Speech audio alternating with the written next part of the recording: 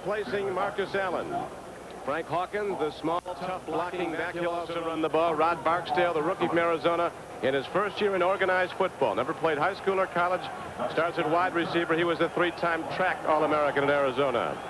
Now, 1st and 10 for the Raiders. Here is Mueller trying the San Diego defense, and there's not much there. Looking at the San Diego defense, which is having its problems, Lee Williams, Chuck Ian, and rookie #1 draft choice Leslie O'Neal across the front.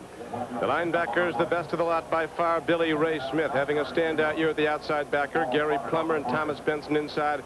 Converted defensive end Big Dog Robinson playing the right linebacker spot. Cornerbacks are soft. This is an area of acute weakness for the San Diego team. And they're going to be tested right now as Wilson throws and gets his tight end, Todd Christensen, but the game on 2nd and 9 is good for only a couple of yards, out to about the 43. Trump? Don, it's good enough. Christensen's averaged 7 receptions a game against San Diego's last 7 times, and here is a sack of Mark Wilson back at the 36-yard line of the Raiders. They came with a blitz. Linebackers came. Fred Robinson, the big dog from Miami of Florida. He got there first, and so the Raiders have to punt it. This is another problem that the Los Angeles Raiders have. Throughout the first 3 games of this season, they've not protected their quarterbacks particularly well. And with Marcus Allen out, he's the guy who will keep that defense honest and off of the quarterback. We've got a Raider down on the field. This might be a field day for the San Diego Charger defense. That spectacular game at San Diego Jack Murphy Stadium last year, when the Chargers beat the Raiders 40-34 in overtime, and a touchdown run in OT by Lionel James. It was the day he had 345 total yards against the Raiders. Running, receiving, and returning kicks. Ray Guy back to punt. Big rush, but he gets off a beauty. A high spiral into the Southern California sun. It's taken by Lionel James, and he fair catches the ball at the 19-yard line. Joyner and Chandler, the wideouts. Kellen Winslow starting to look real good again at tight end. And off to Buford McGee, a surprise starter, and he takes the ball straight ahead and gets out to the 21-yard line. Buford McGee in straight ahead. Lachey, the left tackle for the Chargers, is looked down as an all-pro player right now, 2nd year out of Ohio State. Clappin, Masick, McKnight, and Kowalski across the front. Big, strong offensive line. Don, I notice already San Diego starts Tremaine Johnson at wide receiver. Bouts with a pitch back. Buford McGee tries the Charger or the Raider defense, and he is knocked back. Now Lionel James is knocked back from the 25-yard line back to the 24. He picked up 2. Turan and McElroy are the safeties. Both these teams have had problems in the second half. Raiders have led all 3 games they've played at halftime. Led 2 of the 3 through 3 quarters. But as you know, lost all 3. Bouts. James against a big rush. He's got Lionel James. And the train takes it out across the 40, and he's out to the San Diego 42-yard line, a 17-yard gain. A big hit on 3rd down. Sam Steele makes the tackle. What the Chargers are trying to do is just isolate Lionel James on a linebacker. It happens to be a defensive back who makes the tackle, but Bouts gets enough time. It looked like Jeff Barnes had the coverage on Trent James, which is a mismatch all the way around. I still don't see Gary Anderson. He's got a hip pointer. I wonder just how much he can go today, Don. Both these teams with walking wounded. As we've mentioned, Marcus Allen is not playing as Matt Millen comes early, says he was drawn offside by motion. We'll see. Defensive players are taught, though, when you're blatantly offside, you just turn around and point at somebody. It doesn't work, I don't believe. That's going to be against the Raiders. Encroachment foul, number 55, defense, first down. Here's 1st down and 5. Looking at Winslow, now comes back near side and throws a strike to Train James for a 1st down to the 43-yard line of the Raiders. Penalty markers are down at the line of scrimmage. Look at that. Dan Fouts yelling at Howie Long. Boy, Dan, yell at the ball boy or yell at one of the assistant coaches. No chance to get on the field. You don't want to make Howie Long mad. Howie Long of the Raiders on defense, coming hard. Personal foul. Unnecessary roughness, number 99, defense. Tacked on to the end of the completed pass. First down. It's like a hockey play. First man in. Well, one of the Raiders, Trump, said something very telling before the game, and that was one of the members of the organization. We haven't been nasty enough. So I think they have gotten orders to come out and play Raider football. And right now, the Chargers are the beneficiaries of it. Look at this walk-off. Nasty football is not dumb football. And Sean Jones, Howie Long can take care of himself against anybody. Howie Long can take care of himself against anybody. Howie Long got in a little shoving match with Gary Kowalski, which is going to go on for 4 quarters. That's a senseless 15-yard penalty. The Raiders somewhat desperate at this point, 3 games behind in their division. Here is a handoff to Lionel James. Small as he is, he takes on the big Raider hitters coming in from linebacker positions and advances the ball down to the 25-yard line of Los Angeles.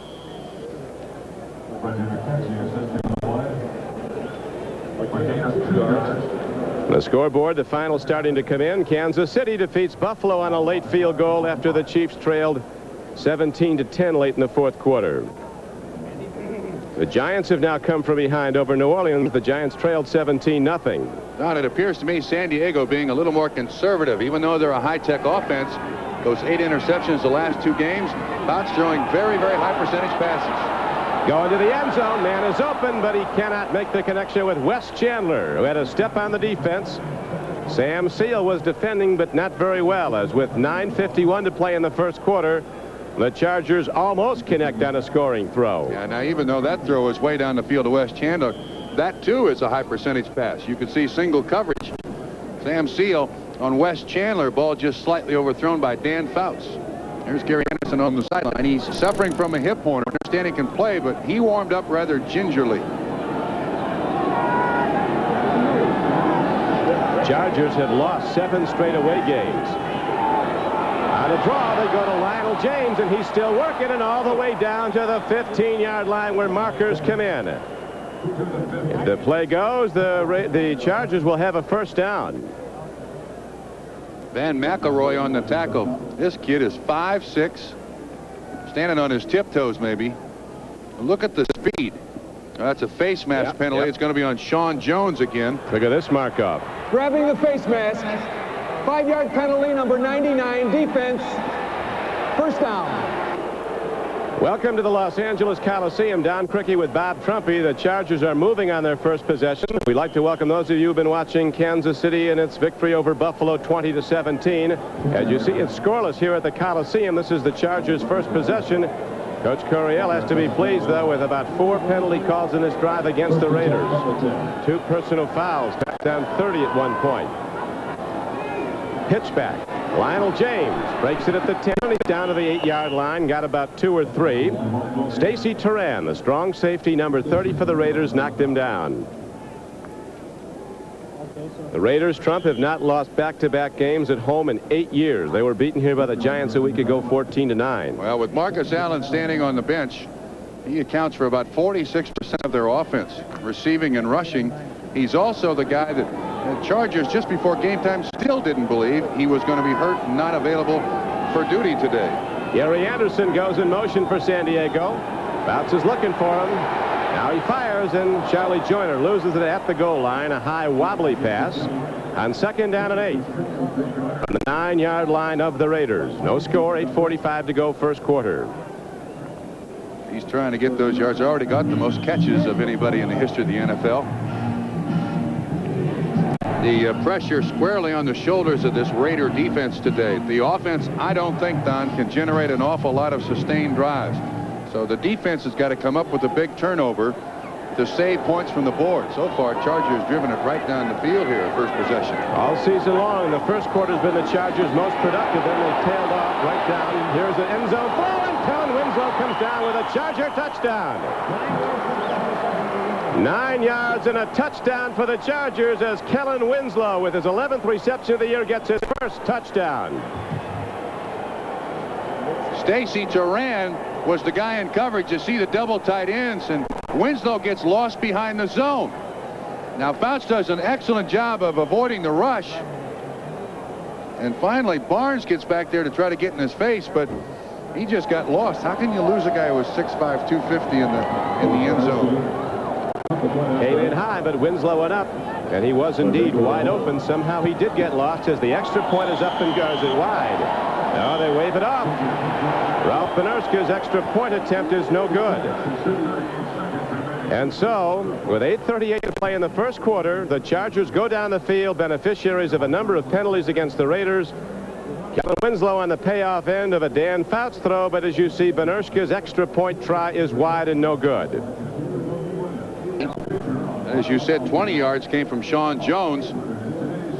And again on the touchdown, watch Fouts. You can see everybody up there at the line of scrimmage. Townsend and Turan both rushing. Fouts not known as a mobile quarterback, able to avoid the rush.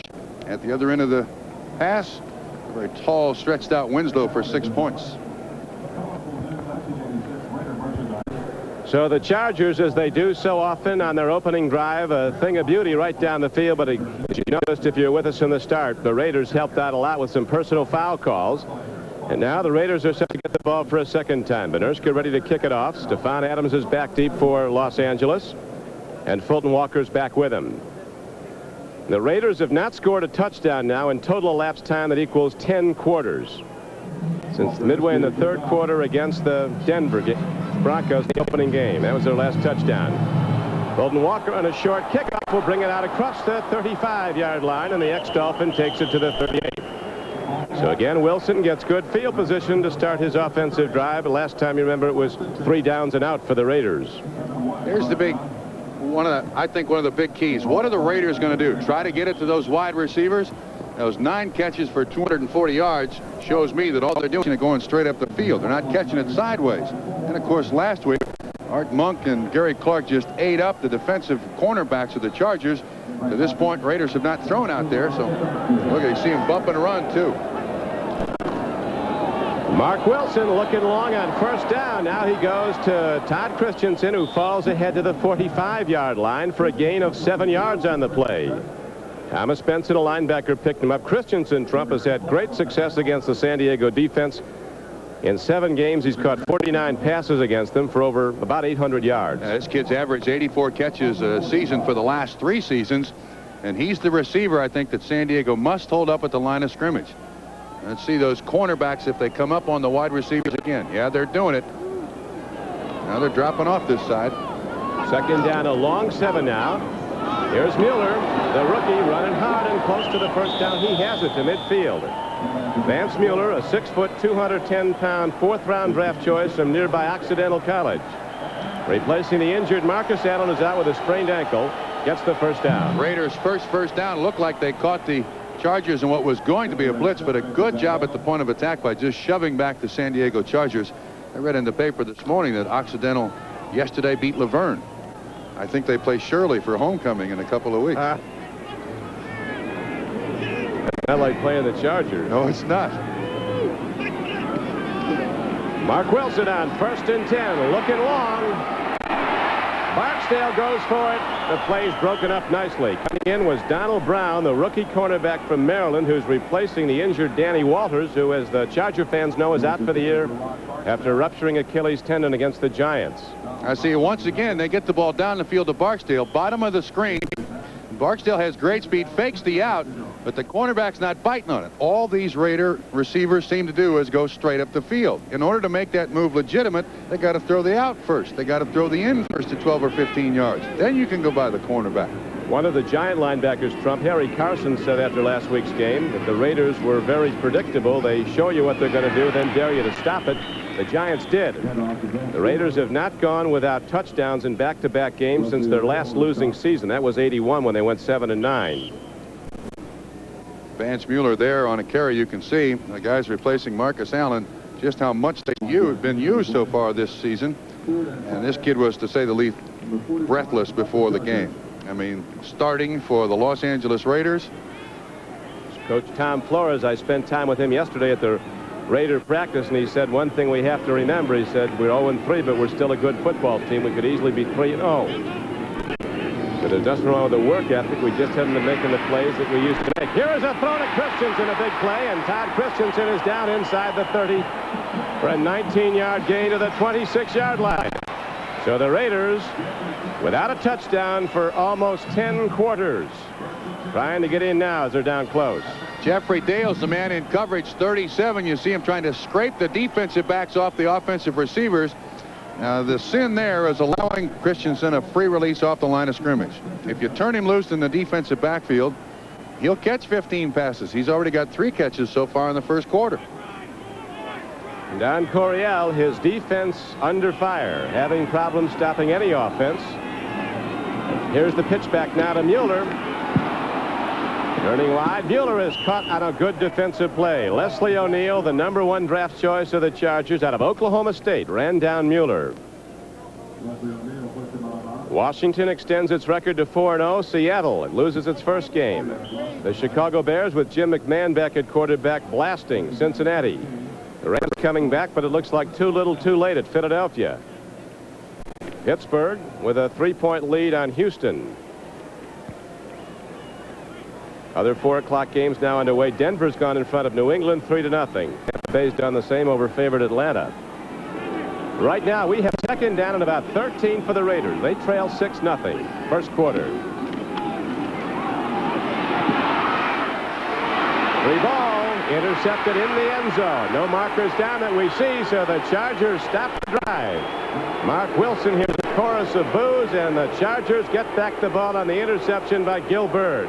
That's Wilson's 4th interception, intended for Barksdale.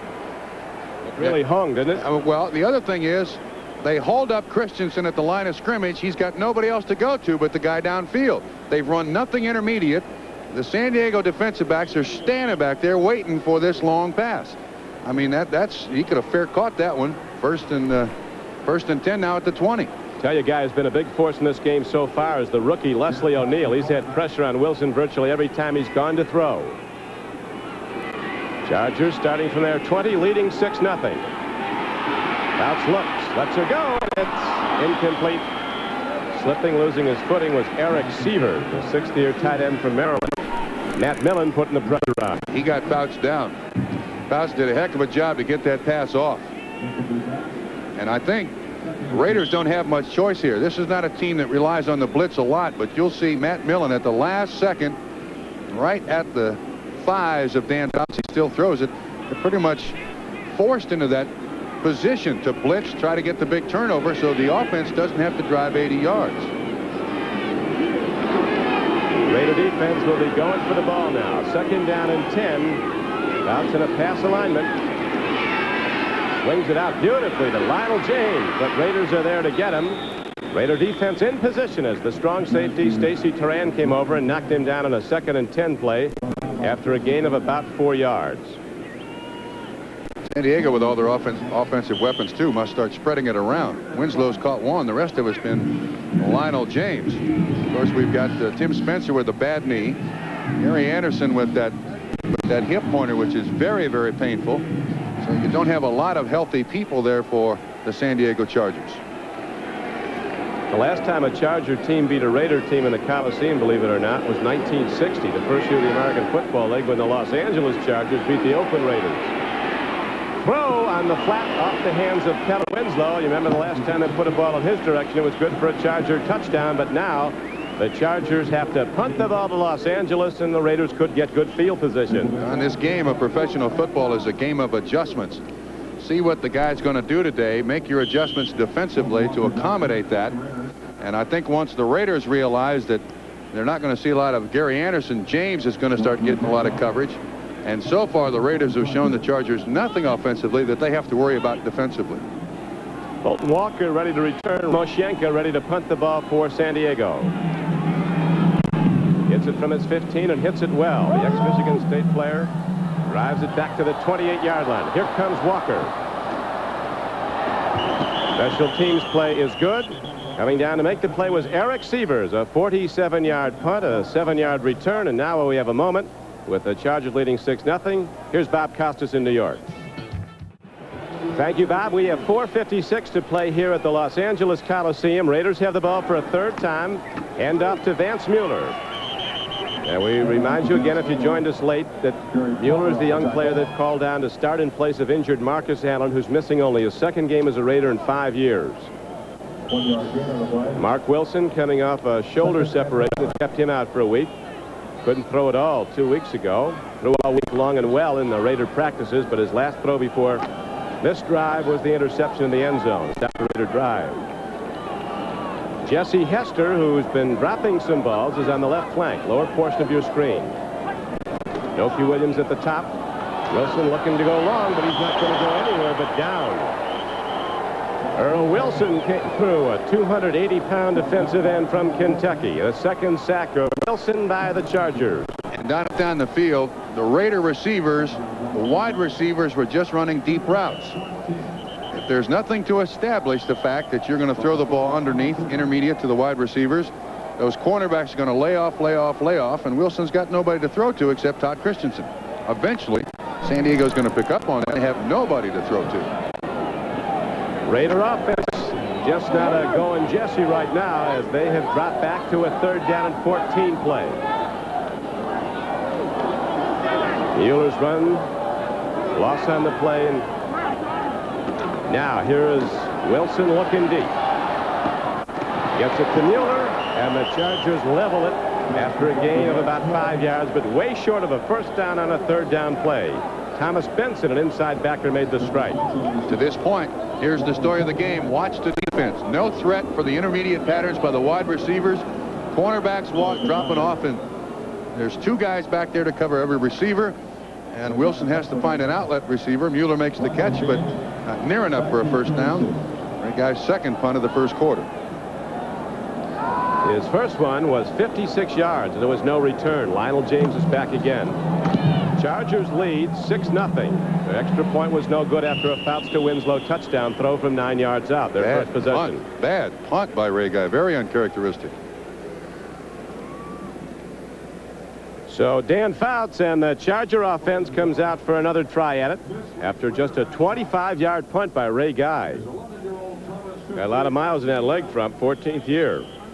Still the only guy ever drafted in the NFL as a punter in the 1st round, but been worth it. Yes, he has.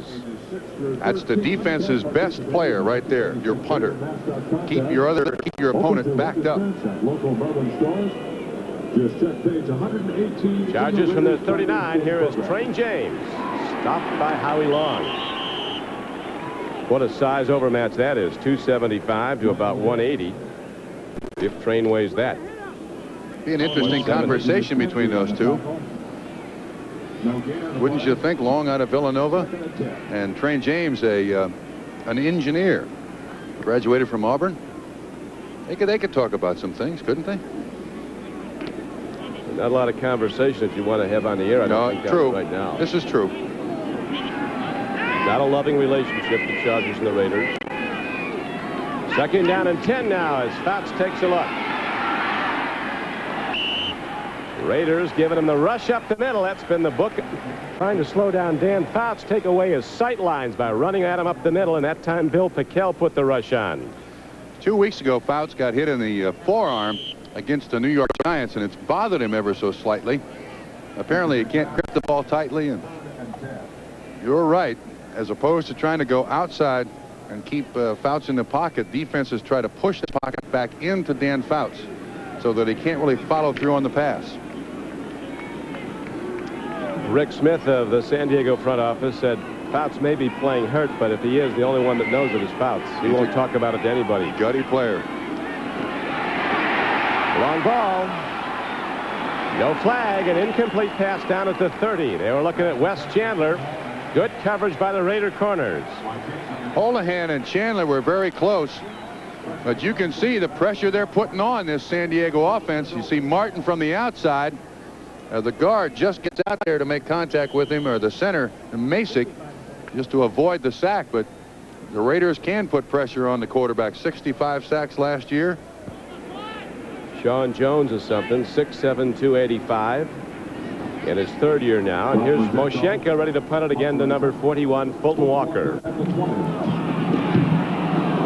Well hit ball. Left foot spiral downfield, and Walker goes from his 10. Standout special teams play, a 51-yard punt, a 6-yard return. Raiders get the ball again, but deep in their own end when we come back to the Coliseum. The Coliseum, the Los Angeles Raiders have not scored a touchdown in almost 10 quarters when they had Marcus Allen.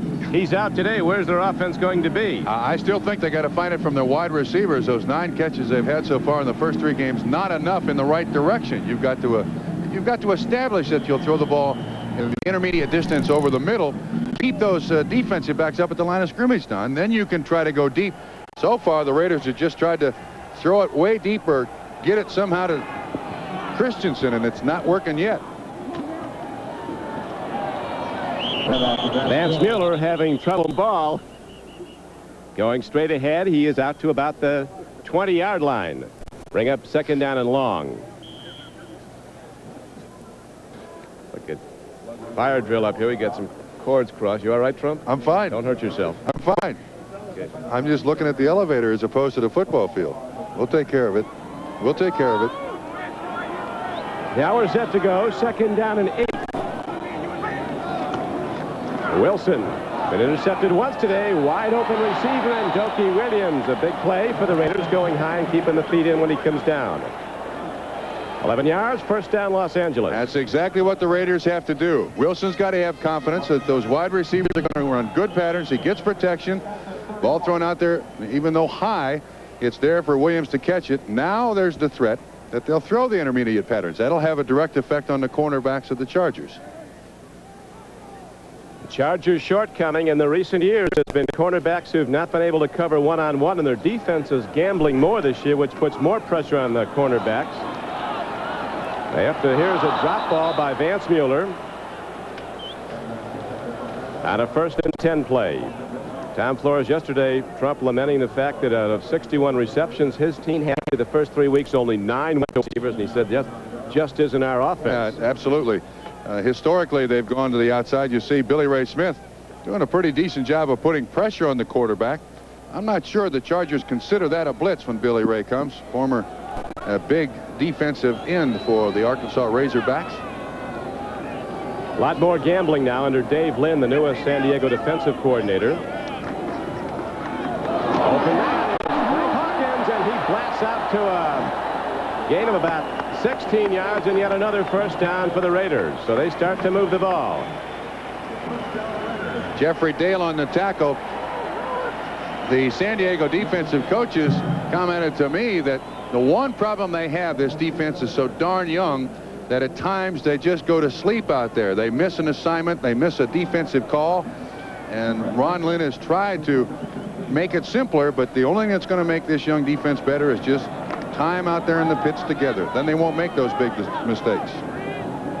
Ticking down now the closing seconds, as you see, of the first quarter. And the Raiders now going to the 10th quarter without a touchdown. 10th consecutive quarter. They trail 6-0. Chargers scored first possession. Too much time. 9-yard touchdown throw, Fouts to Winslow. Too much time. You could see Hawkins and Mueller there. It looked like Wilson changing the play. Game number 6, offense, first down. He audibled at the line of scrimmage. The running backs were very slow to move, and it cost them 5 yards.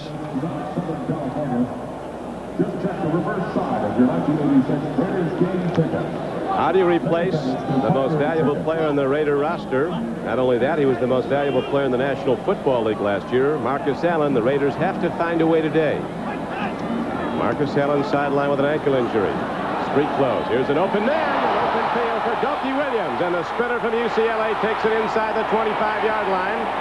They'll spot him out of bounds at the 26-yard line. A 34-yard gain. Donnie ran that on Wayne Davis. He went down the field, fake inside, went back outside. Wilson hit him for a big pickup. And we'll be back after this. And I think He we're was right out of here. bounds at the 26-yard line. They've made a 5-yard mistake where they've spotted the ball. We didn't see any You're right. penalty. No, it's at the 20 and should be at the 26. And at the 21, it should have been the 26-yard line. So the Raiders are beneficiary of a 5-yard miss mark by the official. Here's Vance Mueller trying to go outside. And good defensive play and a ball on the field, and the Chargers have it.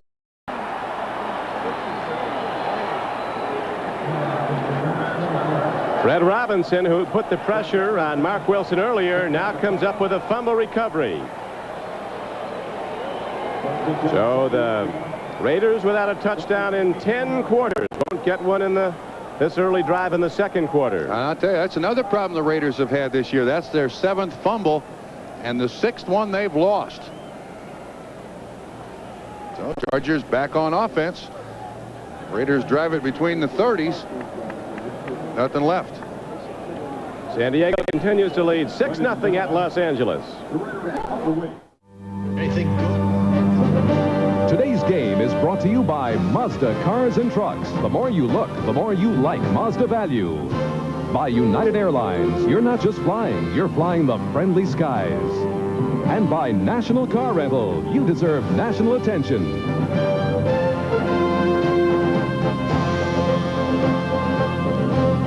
Don Criqui with Bob Trumpy, 14:51 to play at the Coliseum in Los Angeles, where the weather is very good. Tom Flory's Raider offense has not been. They're 10 quarters now. No touchdowns. Chargers lead the game 6-0. They missed the extra point after scoring their opening drive. Bounce to Winslow. Loop pass downfield and a hit put on Lionel James. And Van McElroy. Whoa. Train derailed there with a real whack. This one's kind of hung up in the air, and McElroy realizes, he had a chance to intercept that ball. His choice was contact with Train James.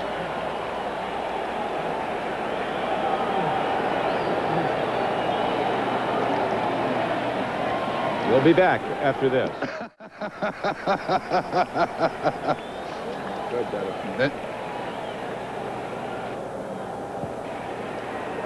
Lionel James was just leveled. A hard shot.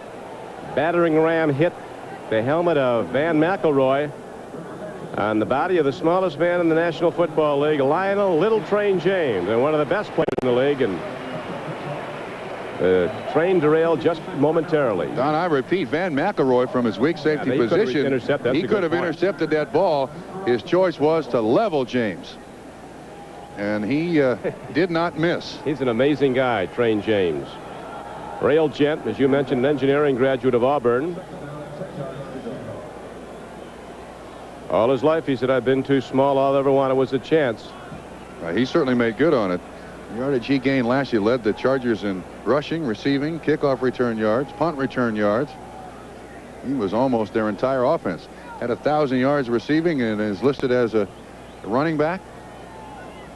He must stay out for this play, too. He can't go back in, even though he's up on the sideline catching his breath. Gary Anderson now at running back for the Chargers. There he is.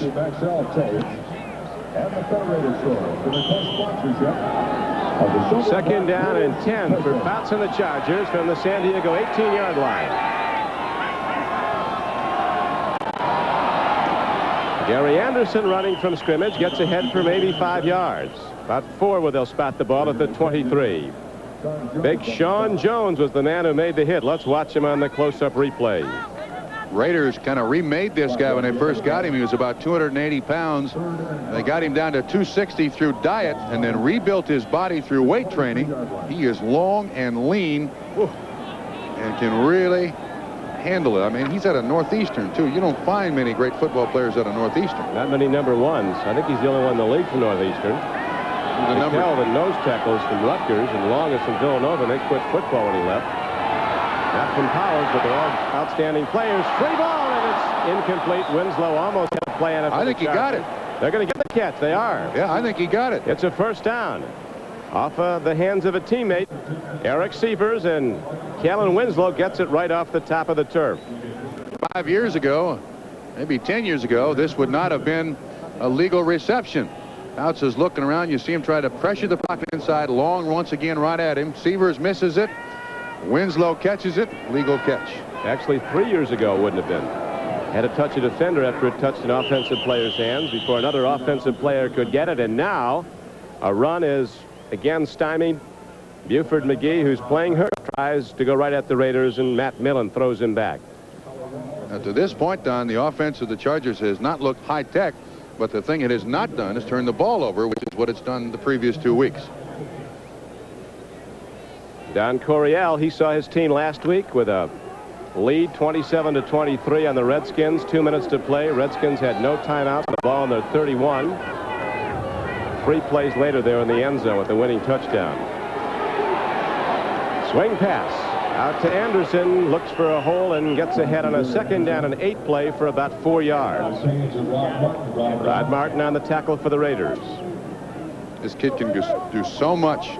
Catch the ball, runs great patterns, runs the ball with that reckless abandon you want in a running back when he's completely healthy. And he can be the most electric running back or player in the game. Scored 49 touchdowns in 2 U.S. Football League seasons. Gary Anderson. And now we see Winslow go slowly in motion. Another formation shown by the Chargers. Swing passes. Lionel James, and he's got the first down on a 3rd and 4 play. He's out to the 45-yard line of San Diego. That was a one-hander. And with Train James at 5'6", you got to get it close to him to have him make a one-handed catch. Chargers do a great job of picking up the blitz. Look at that catch. Catches the point of the ball, controls it, and then Lyndon King, a former San Diego Charger, there to make the tackle. 170. James has run the ball well this year, averaging over 6 yards a rush for San Diego. They deploy their backs, though, as wide receivers. You never know what they're going to function as when the ball is snapped. Handoff goes to Buford McGee, and the Raiders again stuff that run. Howie Long, a consensus All-Pro, again makes this tackle. As we remind our viewers that we'll be selecting the Budweiser most valuable player for today's game at the conclusion of the game. The Chargers lead the Los Angeles Raiders 6-0. After the Raiders were stopped their first drive, they punted the ball. Chargers started from their 19, drove down the field, beneficiaries of a number of penalties against the Raiders. And finally, Fouts hit wide open Kellen Winslow in the end zone from 9 yards out. Extra point was missed, and that's how it stands into the second quarter. 6-0 San Diego.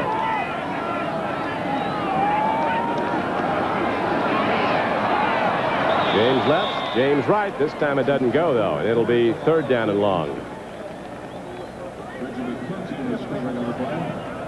The thing that I admire most about Lionel James is he never seems to wear out. Returns kicks, returns punts, catches passes, runs the ball, and he's there on the last play of the game. I don't care how hot it is. They don't give that kid many breaks in a football game. He is definitely in peak condition. Don Coryell's longtime philosophy on offense is to take one of these specialists and try to find a weakness and then to keep exploiting it. They'll go back to the same thing over and over. They see a mismatch.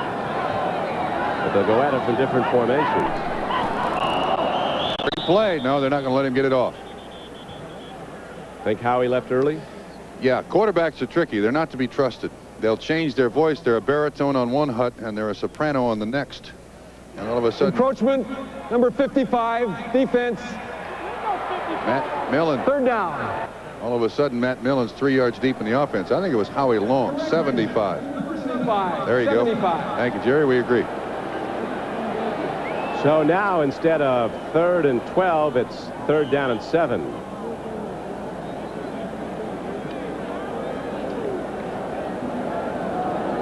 .11:23 to play in the first half. The Chargers, after blowing out Miami opening day with a 500-yard offense and 50 points on the board, losers their last 2 games. Fouts against the rush. Eludes it. Penalty markers down, and so is Fouts back at the 38-yard line. Could be a holding call additionally against San Diego. Bill Pickell, the nose tackle, busted through. The Steelers are now in the win column. They just beat Pittsburgh 22-16, as those of you who are just now joining us know. Number 89, offense, declined, 4th down. Here at the Coliseum in Los Angeles, this is Don Criqui with Bob Trumpy. The San Diego Chargers leading on a Dan Fouts to Kellen Winslow touchdown pass early in the first quarter. No scoring either way since. It's a 6-0 San Diego game. Extra point was missed. As now with 11:10 to play in the half, Ralph Moshienko from Michigan State is back to punt again for the Chargers. There's Fulton Walker, the return man for the Raiders. Los Angeles Raiders, defending champions of the AFC West, have not scored a touchdown in 11 quarters now. Over 11 quarters. Long ball hit downfield.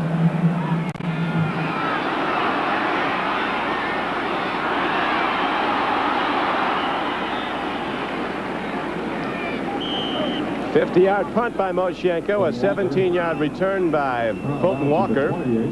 Now Tom Flores sends his offense back out when we see him in Los Angeles. The Chargers lead the Raiders 6-0 in the second quarter.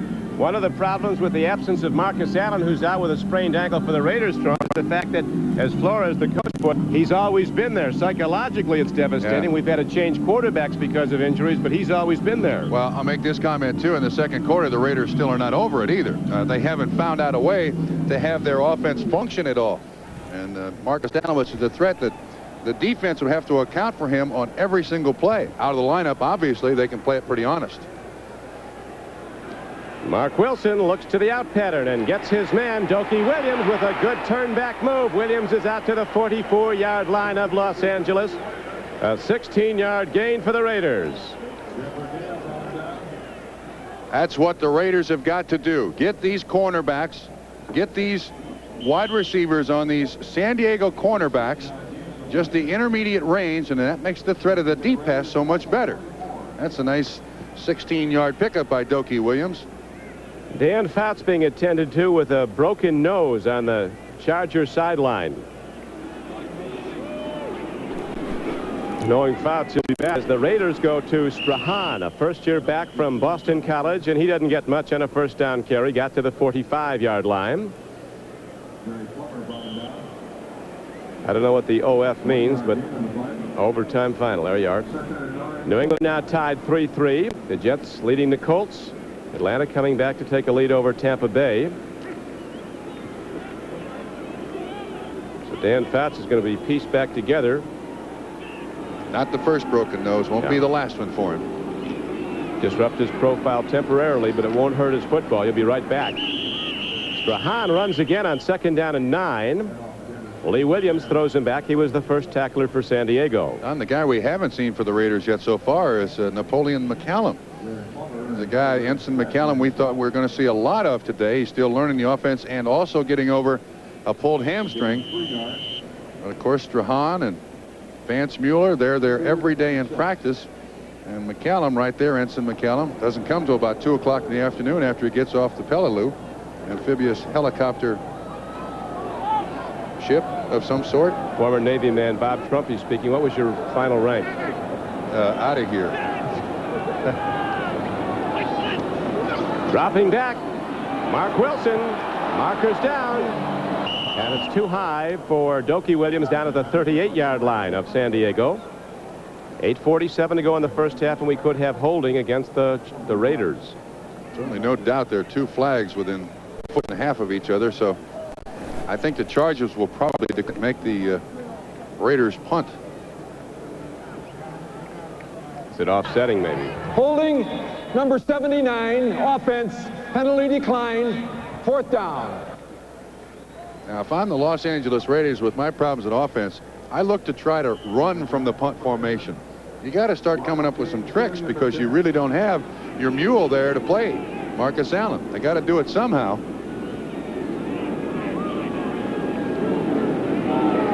Lionel James, who took that hellacious hit from Van McElroy earlier, is back to return the punt. Not too deep by Ray Guy. But they have to let it roll, and the Raiders will down it inside the 15-yard line of the Chargers. So Dan Fouts and the offense coming back out. Fouts ready to run the offense, broken nose and all, after a 39-yard punt by Ray Guy. We'll be back to the Coliseum in Los Angeles after this. By the San Diego Chargers resulting in this, we can take inventory. Piquel, Long, and Sean Jones gets him with a left forearm to the nose. And Fouts has got his badge of courage out there now, a Band-Aid. Broken nose for the San Diego quarterback. Pitch back. There comes James. Lionel James gets out to the 18-yard line on a first down run. Gained him about 4 yards on the play. Matt Millen got him. The Raider defense has stood tall most of the season. They've had trouble in the 4th quarter. Raiders have been outscored 24-3 in the final quarter.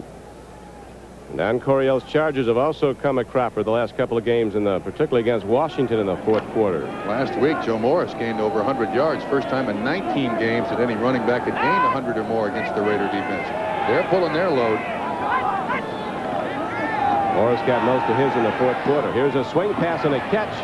Coming out and taking it down is the tight end Kellen Winslow, who has a touchdown reception today on the Chargers' opening drive. A missed extra point, and that's how it still stands. 6-0 San Diego with 7:44 to play in the half and the clock running. Mike Haynes that time on the tackle on Kellen Winslow. Looked like the Raiders were in one of their rare zones there. Normally you don't have a cornerback covering Kellen Winslow under any circumstances. Our producer today for NBC Sports is George Finkel. Our director, John Gonzalez, as we're down to 7:20 and running in the second quarter. Dan Fouts been putting the ball up. He's hit 7 of 15 for 61 yards and a touchdown in the game. Third down and 2, and it looks like they might not be there. We'll see. The Raiders don't think so. Lionel James carried, and Sean Jones again hinched down from defensive end to make the tackle. Watch him. See him stand up the tackle. He takes on the lead blocker and also the running back. I don't think measurements even necessary, Don. They're not even close to the first down. This Raider defense. Let me ask you a question here, Bob. Ask me. Right now it's third down and about a foot. Yeah. They're averaging 5.3 yards a rush all season. Why wouldn't you try it here? You mean on fourth down? Yeah. The percentages of, well, I don't know. I can't really argue that point with you because they've gotten them to jump off sides a couple of times. You might go to the line of scrimmage, line up, and maybe get it done. But it's a good question. A lot of coaches play the percentages. And from that part of the field, they just don't want to take a chance of a missed snap, a missed handoff, and the other team getting the ball on your 20. Right now we pause 5 seconds for station identification. KCRA TV, Sacramento. Ralph Moshenko back to punt for the San Diego Chargers. They lead in the second quarter, 6-0. Walker. Free ball, and the Chargers look like they have it. They do. That's now the 8th fumble the Chargers have had this season, lost 7.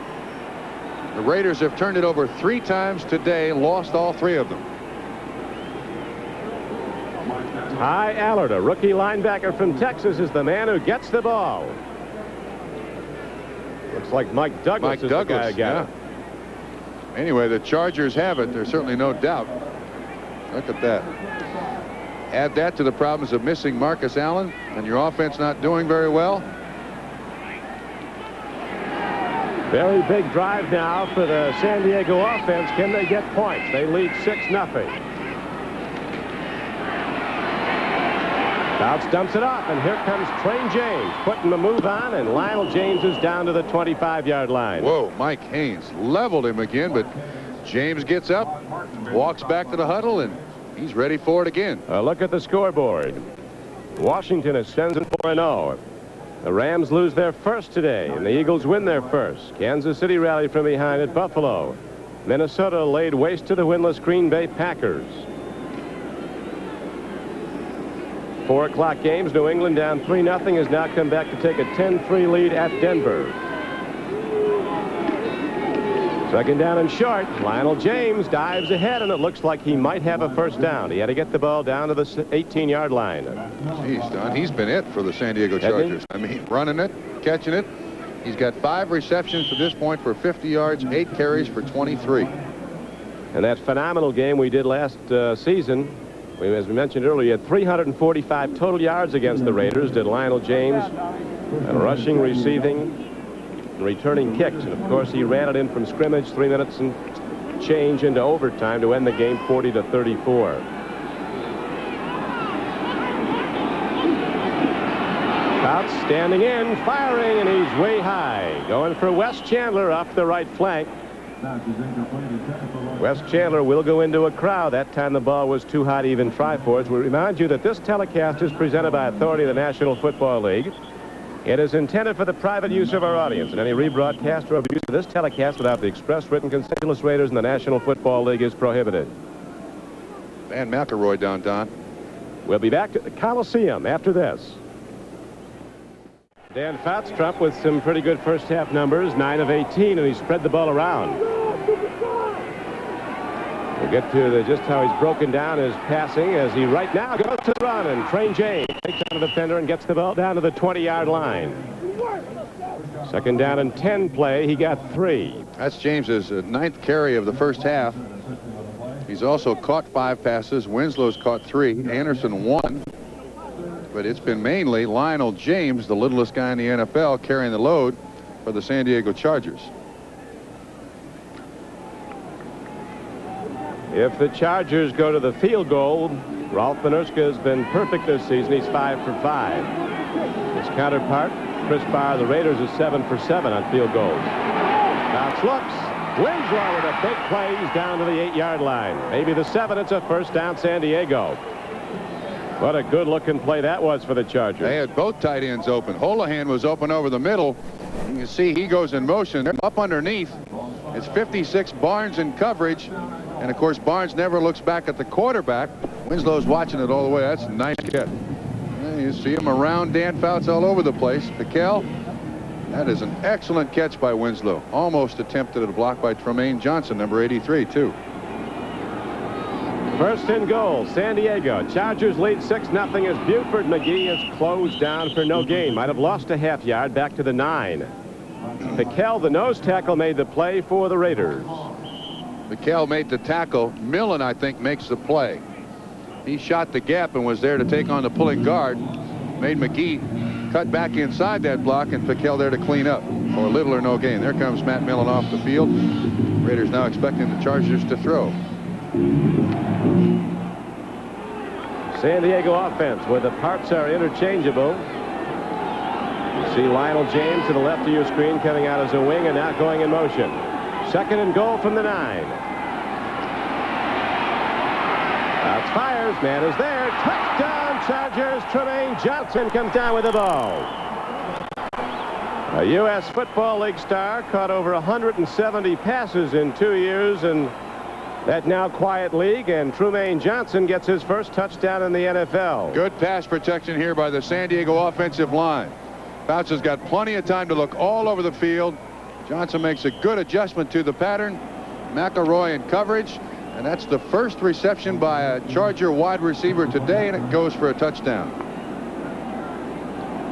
So with 3:34 to go in the first half, the Chargers now look to extend their lead to 13-0, and they do. Benerska, you remember, was wide on his first extra point try. This one is good. We'll be back with the Chargers kickoff after this. Los Angeles, but the Raiders again without points. They've now gone over 11 quarters without points this season. Have not scored since midway through the third quarter of their opener. Have not scored a touchdown at Denver. And the Chargers just went down the field, and finally it was a Dan Fouts, broken nose and all, gunning the ball high in the air, and Tremaine Johnson going up and coming down with it for a score. 2 touchdown throws for Fouts. First to Winslow, now to Johnson, and it's a 13-0 game, San Diego. Stephon Adams is back deep along with Fulton Walker now as Benerska kicks off. Fulton Walker from the 2.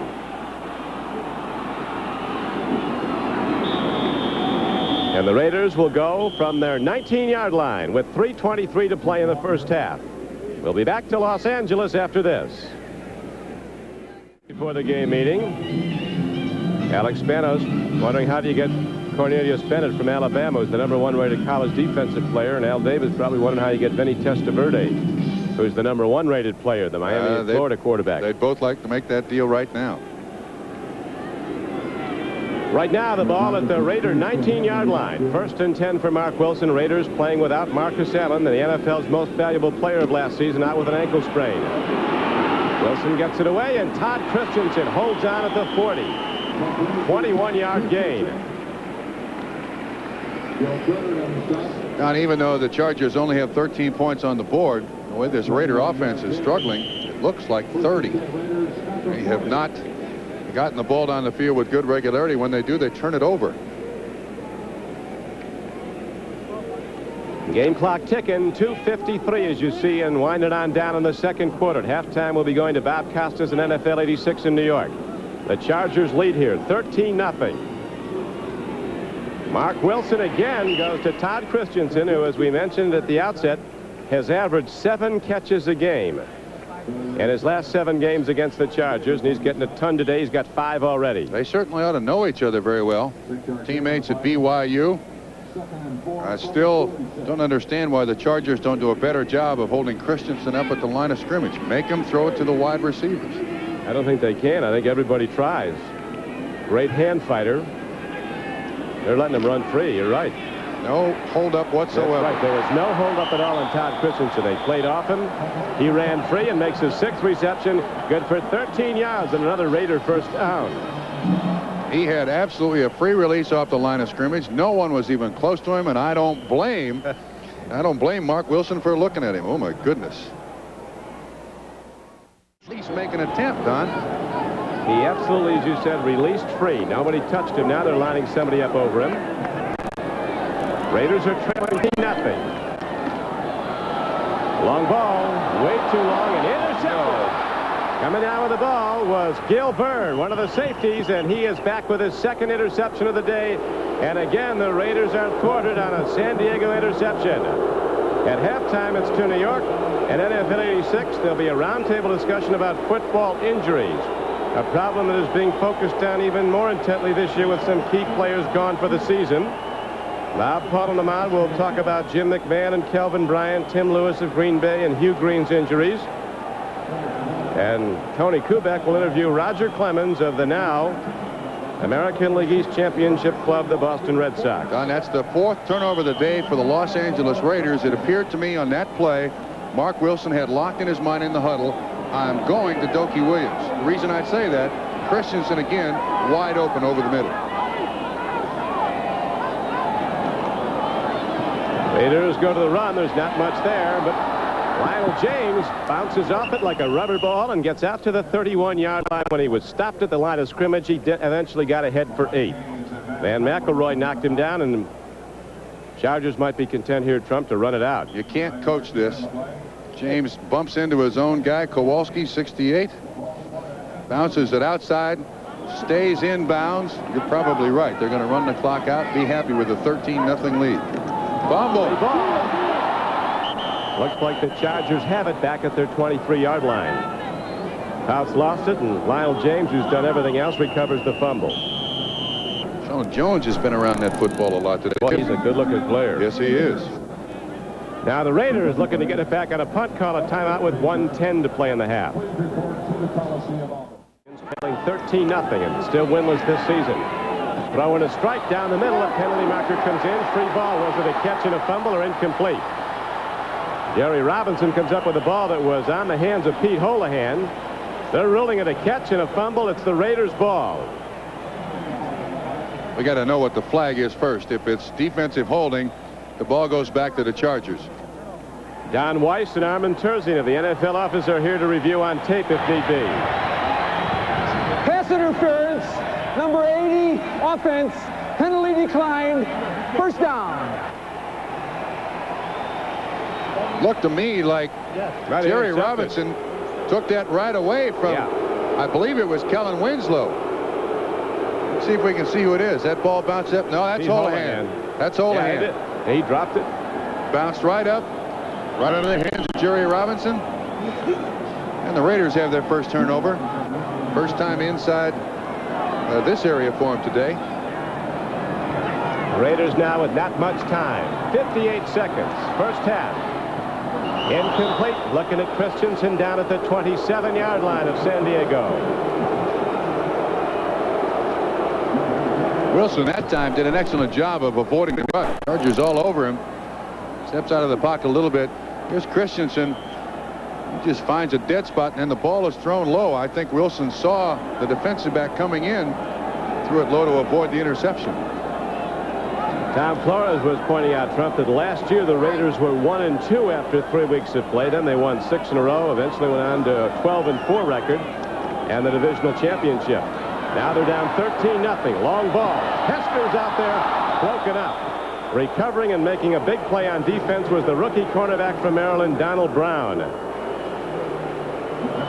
He almost comes up with his football. Does a great job of his jump. That's great defense when you can get yourself between that receiver and that football. And the quarterback's got to go through you or over you to get the pass, make the pass a completion. So far, for most plays in this first half, Charger defense has played well. Yes, Charger defense has been strong. 41 seconds left now in the first half for the LA Raiders. Ball at the Charger 40-yard line. No hold up on Christensen.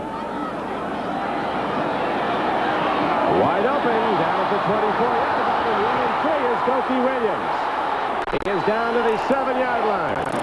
Gilbert gets him as the clock ticks down to 35 seconds, a 33-yard gain. And the Raiders get a big ovation here at the Coliseum. And that scored a touchdown in almost 12 quarters. That's Dokie Williams' 4th catch of the day. This is a tackle. Look, Williams is just standing there, and the cornerback misses him. Williams, with great speed and good shiftiness, turns it into a big gain. 33 yards. 1st and goal now for the Raiders. I don't think I have to remind the people in San Diego, the 2 wide receivers for the Washington Redskins combined for 13 catches, just over 300 yards. And today it looks like the Raiders are going to have another receiver over 100 yards against these cornerbacks. At halftime, NFL 86, a roundtable discussion about football injuries and an interview with Roger Clemens of the Boston Red Sox, who today made it official in the American League East. The Sox are going to the playoffs against the California Angels in the American League. Jerry Robinson with his first interception for the L.A. Raiders. He came here, you remember, a year ago from the Philadelphia Eagles. And it turns out to be a big one as it gets the Raiders now subsequently down into scoring position. 35 seconds to go in the half. San Diego leads the game 13-0. And as you see, it is 1st and goal for the Raiders at the Chargers' 8-yard line. Last week, Raiders had the ball inside the 30 of the Washington Redskins 5 times. Came with 3 field goals. Power formation. Extra tight ends are in. Andy Parker comes in and goes in motion. Wilson looks. Here's the rush from O'Neal. He's going to get him. Nicely done by Wilson. Now they're going to rule him down. They're going to give Leslie O'Neal a sack. In the grasp, they call it. Boy, O'Neal can run. Ooh. Young man out of Oklahoma State who catches this from the backside. I think he's looking at 3rd and last charge timeout, Raiders. I think he was looking initially at Todd Christensen, covered very well by the Chargers. And now Raiders just took their last timeout from with 28 seconds to go in the half, and San Diego in the lead 13-0.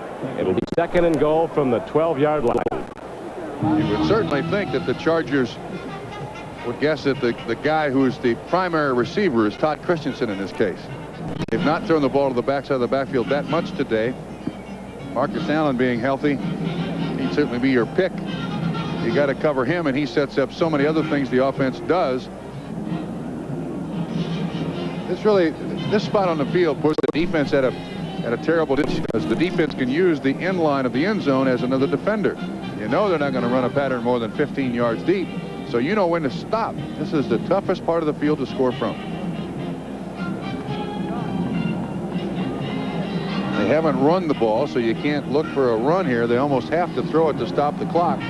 28 seconds left. And they almost have to throw it in the end zone. So San Diego has those things that they know should help them. Wilson's passed for a lot of yards, 172, but the interceptions have been costly.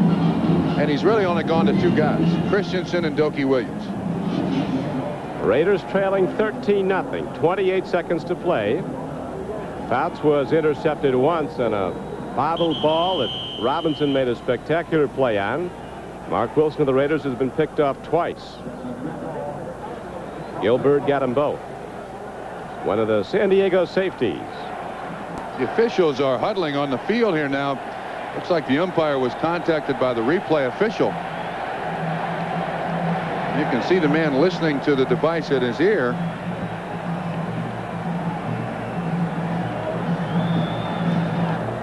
They probably take a look to see if they felt that Wilson got the ball away, but they gave a sack to Leslie O'Neal, and it stands. It's a loss back to the 12-yard line, so instead of 2nd and goal from the 8, be 2nd and goal from the 12. Looks like single coverage at the top of the screen here. Into the end zone, wide open, but Jesse Hester can't get to the ball. He claims he was interfered with. No penalty. The clock is stopped with 23 seconds left, and it's 3rd down and goal now for the Raiders. Hard to imagine with the problem that the Chargers have had with their cornerbacks, that in that situation you go with a man-to-man coverage. And I think Hester was held too. Right at the break, you had both receivers, Dokie Williams and Jesse Hester, right there next to each other. It looked to me like Charger defensive back Donald Brown got his hand on Hester, but no flag. Here it is again this side now. Said yesterday that it's really been a game of inches down close. We just haven't made those plays, but they turn into miles when you don't get there. Wilson on third down, scrambling into the end zone, and down with the ball is Dokie Williams. It's a touchdown for the Los Angeles Raiders. Both feet were in. The back judge standing there looking right at him. Head shakes up and down. So the Robinson interception has turned into a touchdown for the Raiders. Their first in over 11 quarters of elapsed time. This is an excellent job of, one, avoiding the rush by Wilson and then getting it off. 2 feet must be down inside that white line. From here, it looks like an excellent catch. Very well done by Dokie Williams. Wayne Davis was covering. So the Raiders come up with points when it looked like they go to the locker room shut out in the first half. 16 seconds to play in the half. Extra point is up and good by Chris Barr. It's now a 13-7 game, and that missed extra point on the first touchdown by Benerska of the Chargers could loom large as this game wears on into the second half. Again, you see Williams at the bottom of the screen, and Wilson just getting the ball up there. It's up to Williams to make the catch, and receivers have the feel of the in-line and the sideline. The extra point has already been kicked. There'll certainly be no changing of that play. The 7-point stand on the board.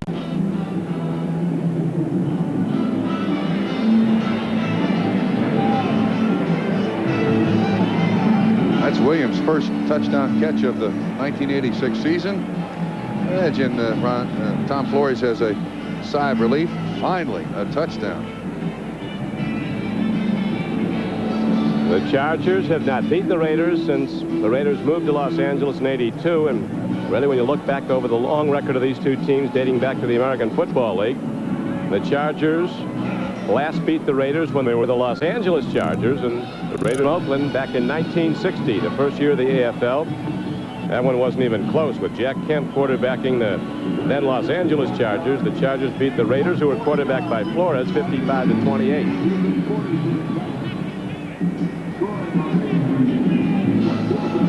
Mark Wilson had thrown 8 touchdown passes in his last 3 starts against San Diego. Gets his first one today after 2 interceptions. And it's now a 13-7 game. That's got to be demoralizing for the Chargers. You're right. Points at the end of a half can help a team like the Los Angeles Raiders, who have not played particularly well.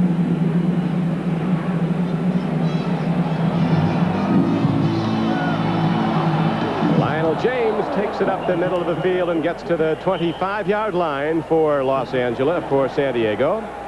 As the clock shows 12 seconds to play, and Fouts and the Charger offense come out.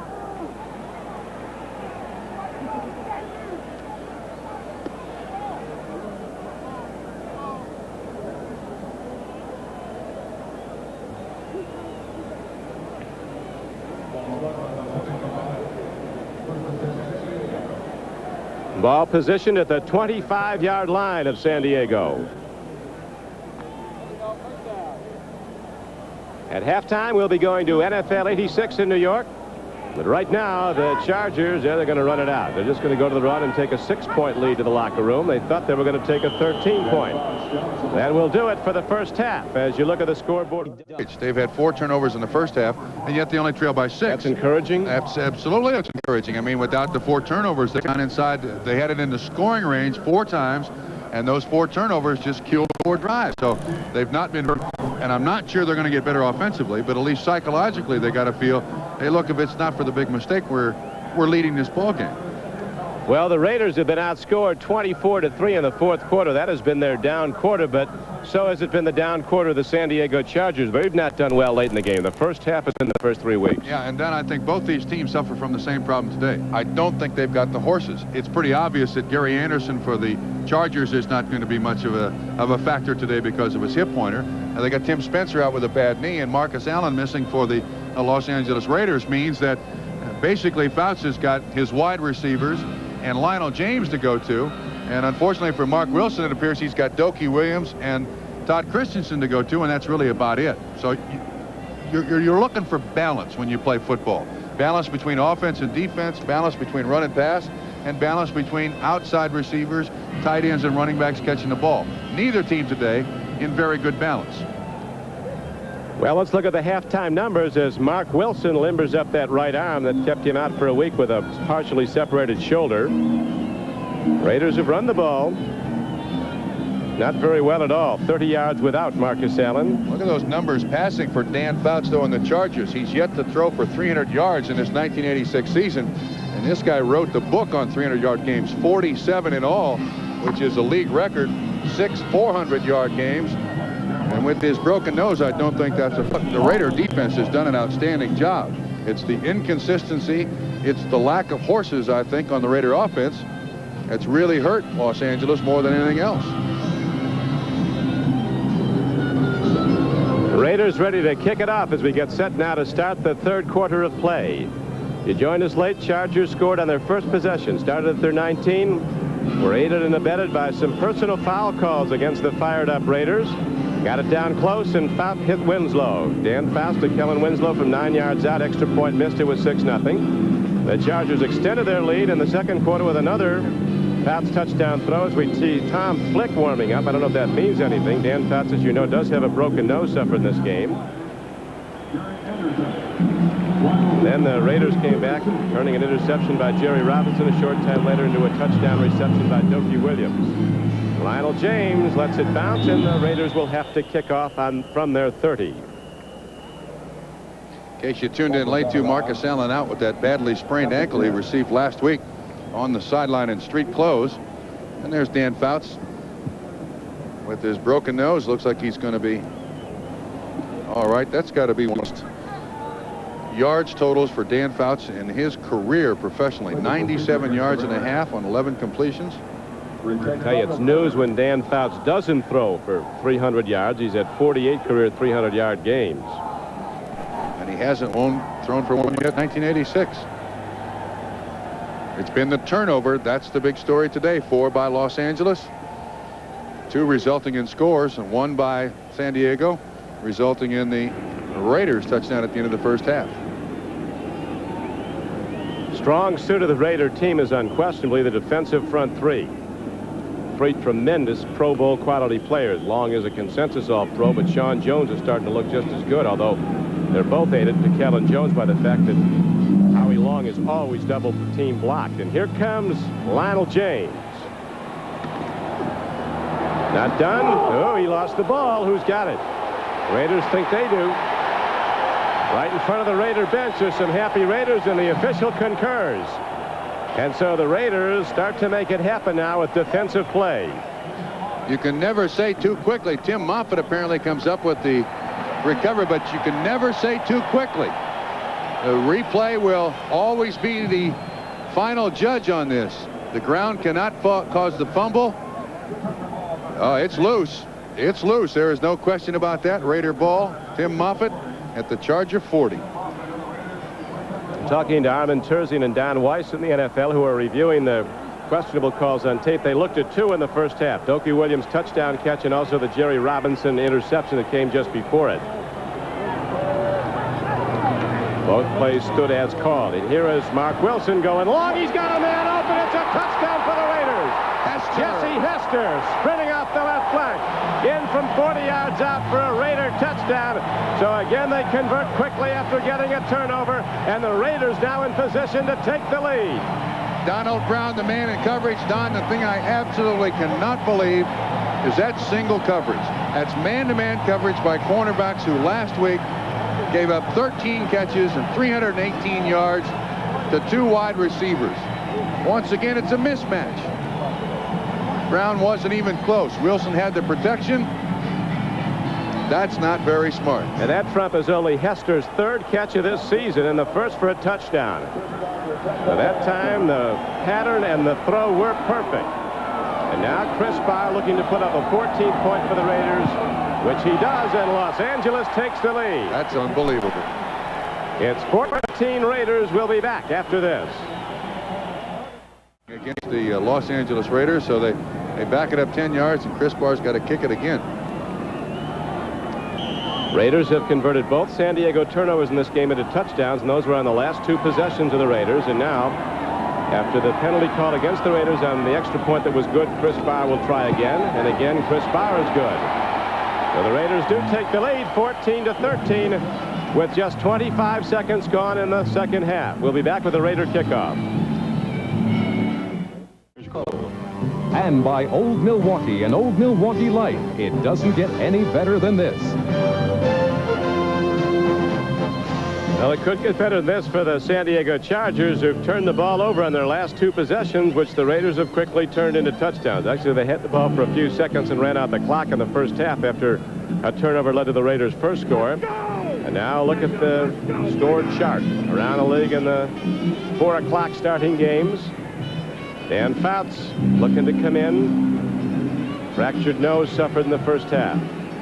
Certainly an indication of how momentum can quickly switch from one side of the ball to the other. Chargers had this football game in control with 2 minutes to go in the first half, and now find themselves a point down with 25 seconds gone in the second half.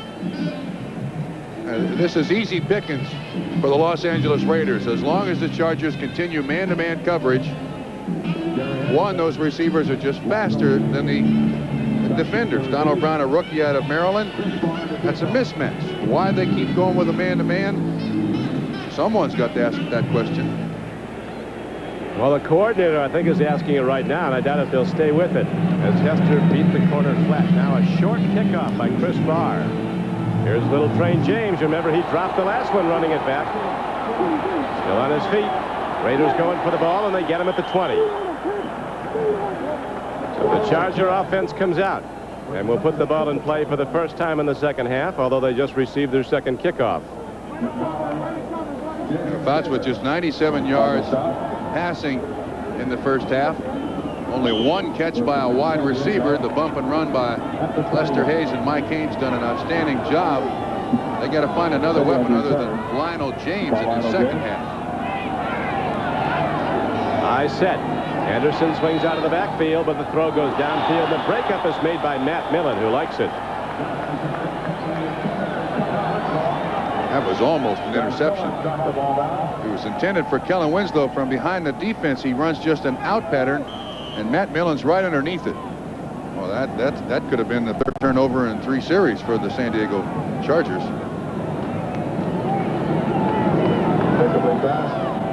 Chargers with big trouble over the years here at the Los Angeles Coliseum. Gary Anderson looks to run the ball, and on a 2nd down and 10 play, he gets only a couple. Trying to cut back Raider linebackers in position again.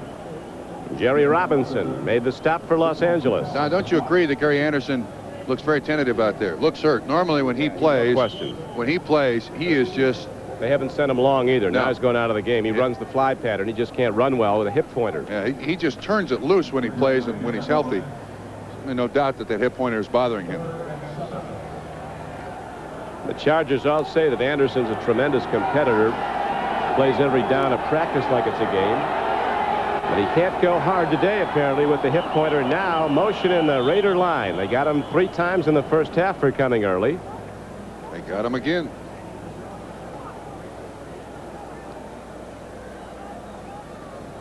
The quarterback's not allowed to bob his head, but he can change his voice inflection. Encroachment foul, number 75, defense, 3rd down. Quarterback can change his voice inflection. There's no, look at that.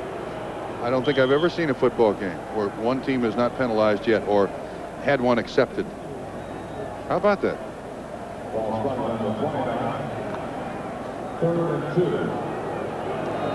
Personal fouls calls back-to-back in one play against the Raiders gave the Chargers 30 yards in opening drive, and subsequently they scored the first touchdown of the game. Joyner. Oh! On a 3rd and 2, the Chargers don't get there, and they have to punt the ball back to the Raiders, who've scored their last 2 possessions in this game to take a 14-13 lead on San Diego. Sam Sia was the man in coverage. Joyner doesn't miss many of those. Fouts calls him his security blanket. And once again, the Chargers appear to be going into shock here. I don't know what's going to get them out of it.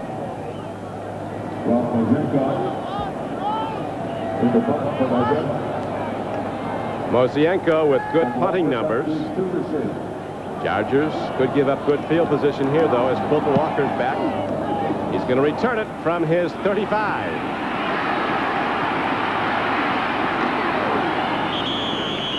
Open field tackle made on the play. Coming down to get him was Ty Allard, the rookie linebacker from Texas. A 36-yard punt and a 5-yard return.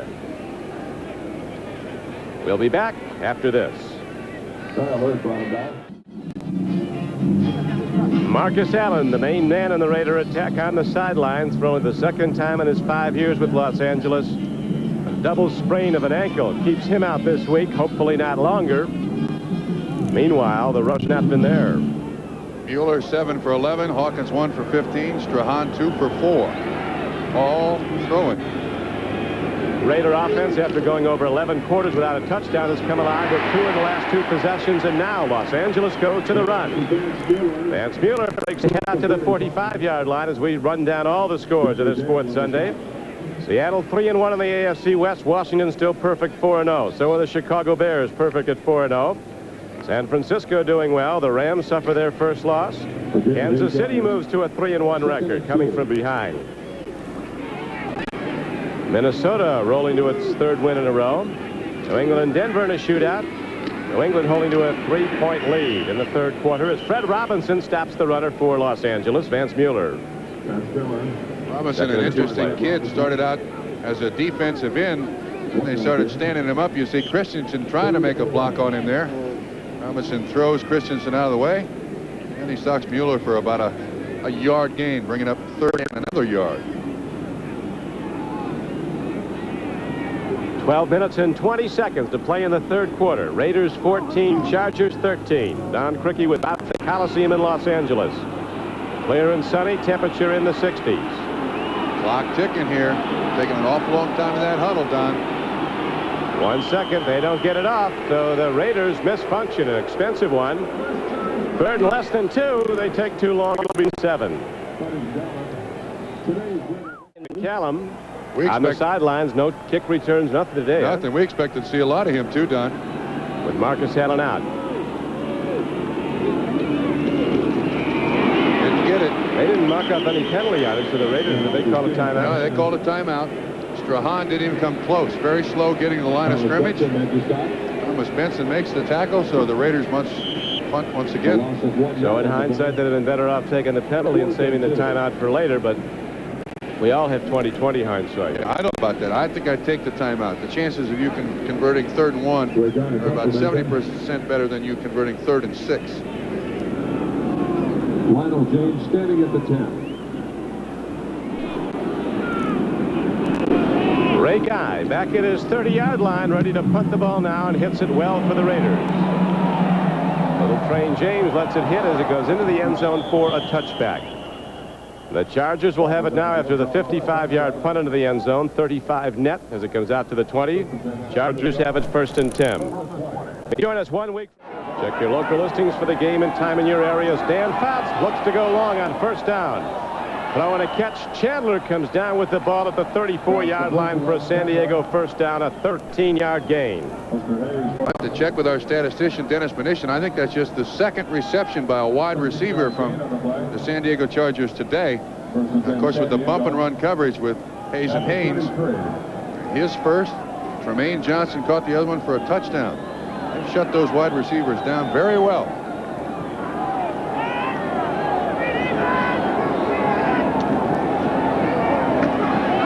Straight ahead carry to Gary Anderson. On 1st down, he got ahead for maybe 4 out to the 37-yard line. Howie Long closed and made the tackle. But now it's a different game. It's swung markedly. It's amazing how one play can turn it, and it was a very difficult interception by linebacker Jerry Robinson that really turned this game. Chargers were looking to run out the half. Threw the ball in a 3rd down play, and Robinson got it after it was tipped by a San Diego receiver, and quickly, with less than a minute to play, the Raiders got in the end zone for their first touchdown in a long time. Now they lead 14-3 as Fouts grounds the ball, but there's no penalty down. Sean Jones right in his face.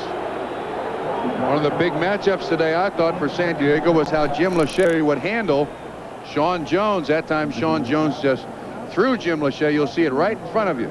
Watch him throw him to the ground. Threw him right out of the way. And Jones is a big fella, too, almost 6 feet 8 inches tall. I don't know why grounding wasn't called.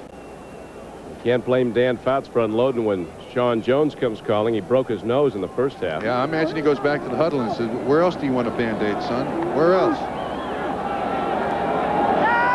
Third down now, a long 6 for the Chargers. They're down by a point.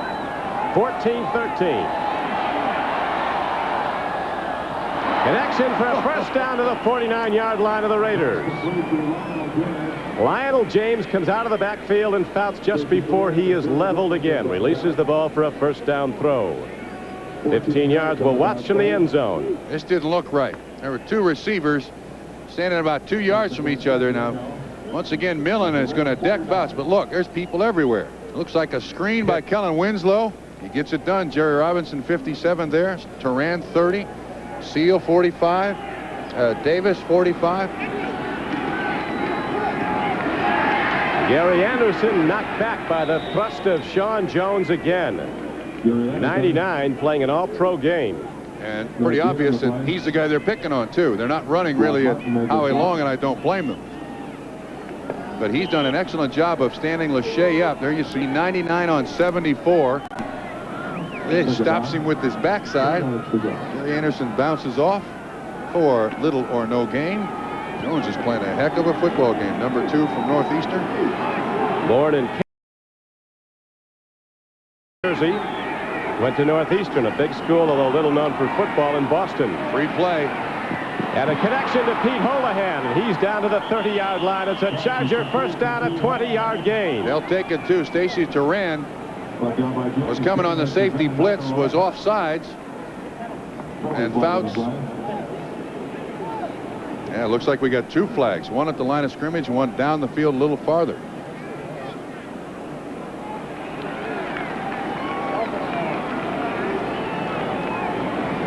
Mark Bright and his crew will sort things out. The Raiders are moving in a direction like it might. Both penalties might be against the Raiders. And they'll take the play.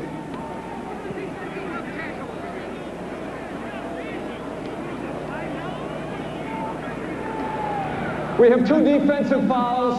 We have holding, number 45, defense, penalty declined. We have offside. Number 75, defense, it's declined. First down. Howie Long's upset. I don't think it was Howie Long offsides. I think it was Stacy Turan. Davis was the man in coverage. Holohan's been open a lot.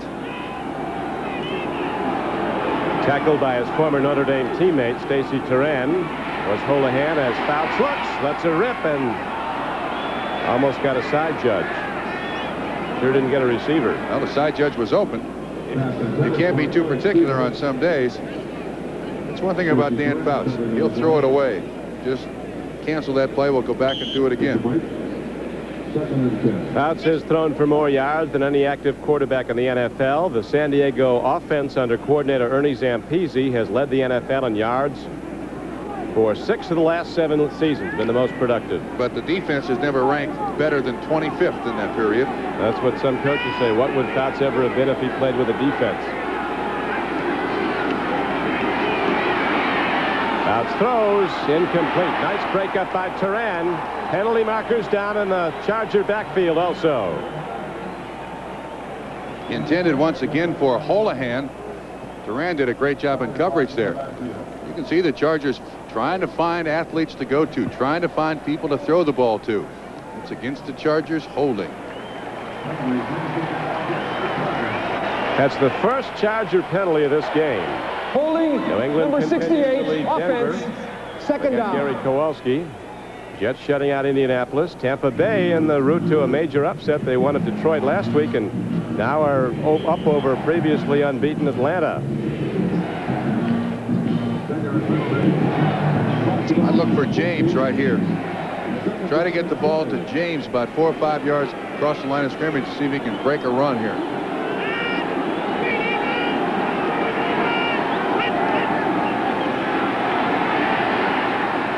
Screen blocker in front. Masic's out in front of Gary Anderson, and again markers are down in the Charger backfield. Now, they had a double screen set up. It's against the Chargers. They had a screen set up to Lionel James, and they had a screen set up to Gary Anderson, Chose Anderson. But the penalty is going to bring it all back. Holding number 68, offense, second down. That's 2 in a row. Now he's on Howie Long. And when you got a quarterback back there already with a broken nose, I guess the right choice is you hold him as opposed to him breaking something else. 30 yards to go.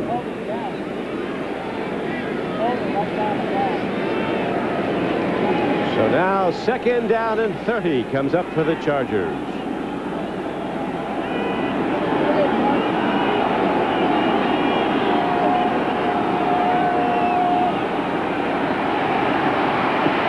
Has an open field to run, elects to throw, and he's intercepted by the Raiders.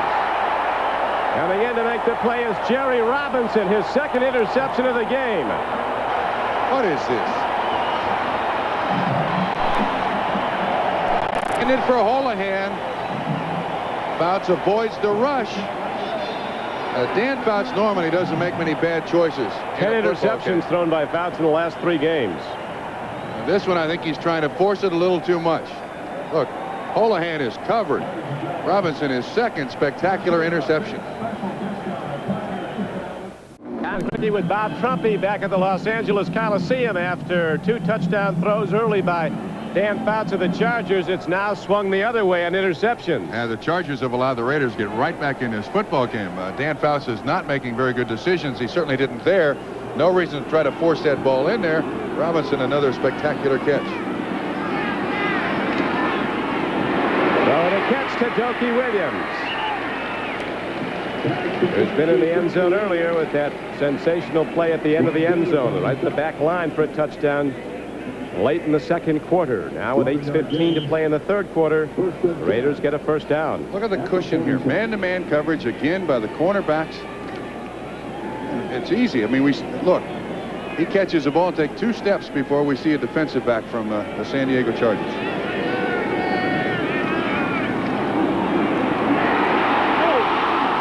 Almost intercepted. Gil Byrd almost had his 3rd.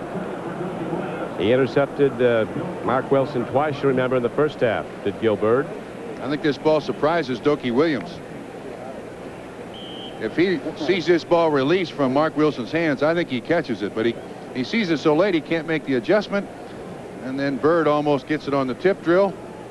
Can't blame Wilson for throwing, Trump. Charger pass defense is 28th in the league.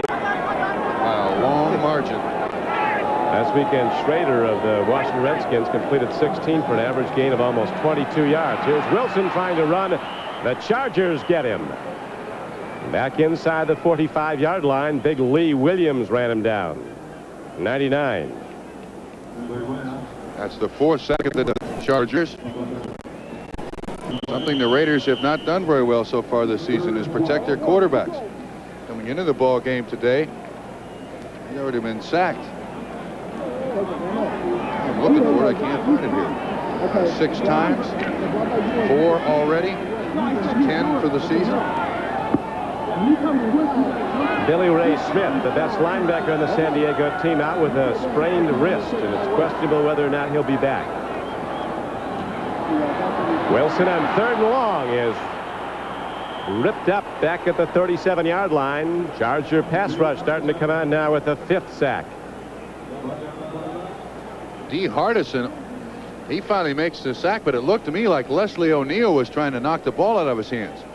Now here again you see a center fielder, which is single coverage all over the field. There's nobody to throw it to. Good pressure by San Diego. I was mistaken. The Raiders coming into this game had been sacked 11 times, and now 5 today makes it 16 in 3 3/4 games. He didn't want to be out there.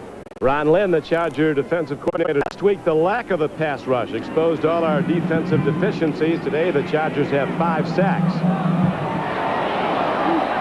Lionel James tries to go wide right.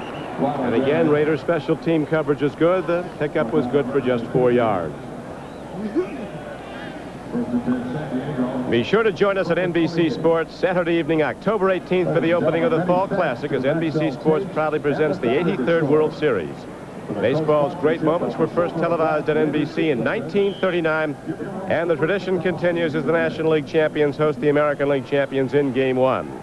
So be sure to tune in at 8 o'clock Eastern Time for Major League Baseball, an inside look, followed by the excitement and special magic of Game 1. The World Series is home on NBC. Now it's a pitch out. Looked like a forward lateral.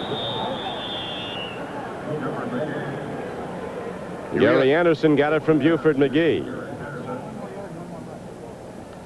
First time we've seen that run, the option between Buford McGee and Gary Anderson. Neither today very healthy. You can push it forward once behind the line of scrimmage, but not twice. But the officials say it was not forward.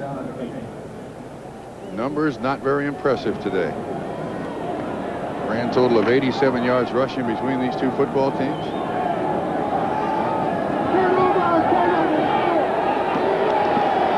Looking for Chandler. He's been quiet. He looked at him first. Nobody there. Now a loop pass down the field, and Holohan can't get to the ball.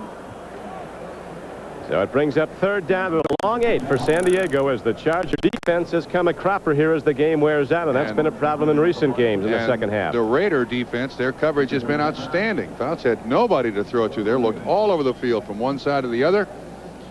Really in desperation tried to sneak one into Holohan. Tough scheduling for the Chargers, Trump. They've not won on the road in their last 7 tries, and they go on the road for 4 the next 5 weeks, including this game. 14-13 Raiders. Throwing a strike and a first down for San Diego out to the 42-yard line as veteran Charlie Joyner in his 18th year from Grambling makes the play, and the Chargers convert on third down. His first catch of the day. He's creeping up on Don Maynard's record. Already has the number of catch record. Once again, you see 56 Barnes. He's picked up but splits Kowalski and Masick the center. Fouts got up off his duff that time, but makes the reception. Sam Seal with the coverage. First down, San Diego. Since Coryell came in 79, this is his 9th season with the Chargers. This is a team that scored more points, more plays, more yards than any team in the NFL. But that time on a first down play, a clothesline tackle by Jerry Robinson takes down Gary Anderson. New England continues to lead Denver. Broncos were into the game unbeaten. 1 yard gain. Atlanta closing in now on Tampa Bay, down by 6, but in the 4th quarter in Florida. The other 4 o'clock starts today. Here at Los Angeles, this is Don Criqui with Bob Trumpy, NBC Sports coverage of the Raiders and the Chargers. Chargers led on 2 Dan Fouts touchdown passes in the first half, 13-0. They missed the extra point after the first. Then the Raiders converted Charger turnovers at the end of the first half and early in the second to touchdowns and a 1-point lead. It's a 14-13 game. A penalty marker is down as Pete Holohan is knocked down 8 yards downfield. Don, I think that's going to be on the offense. I think Kellen Winslow ran a pick on the defense. Yep, that's exactly what it was. I was looking right at it.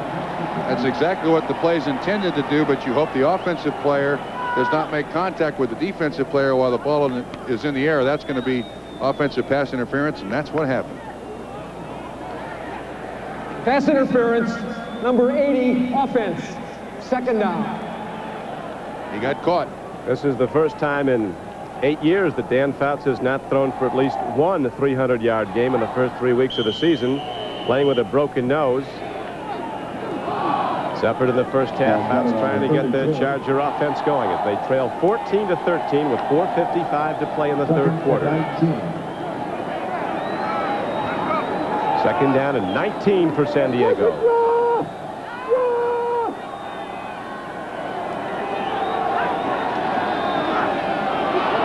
Lionel James. Open field play made by veteran linebacker Jeff Barnes of the Raiders. A statistic Fouts and the Chargers really don't like is those 10 interceptions in the last 3 games. Not coincidentally, they lost 2 of them and are behind in this one. In the game that they won, the opening game of the season against the Miami Dolphins, they were +4 away game. Losses -6.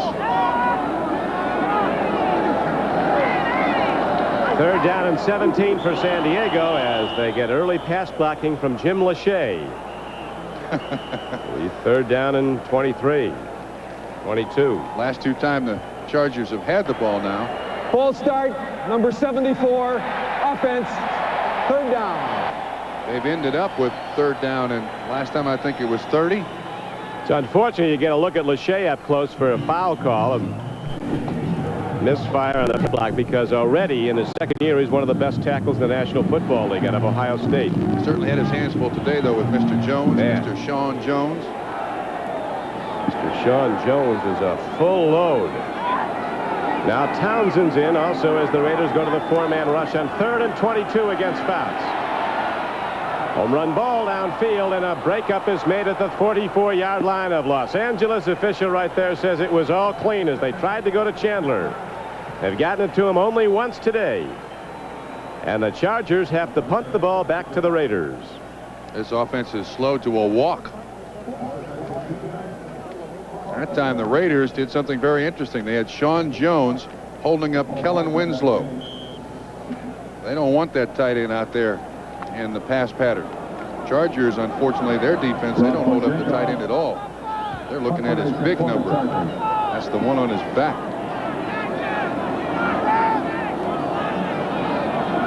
Numbers on the front of the jersey a little bit smaller. Yes, they are. I want to see that one on the back. No, you don't. No, you don't. He's going the wrong way without you. Here it is now, a punt downfield of Colton Walker. And he's knocked down at the 21-yard line by Pete Holohan. 49-yard punt.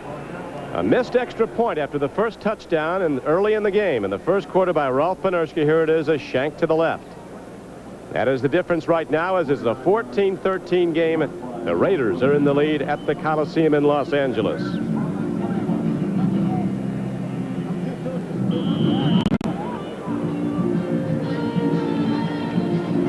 Don Coryell in his 9th year at the Chargers, his 13th year as the head coach in the National Football League. McCallum's in the ball game, Don.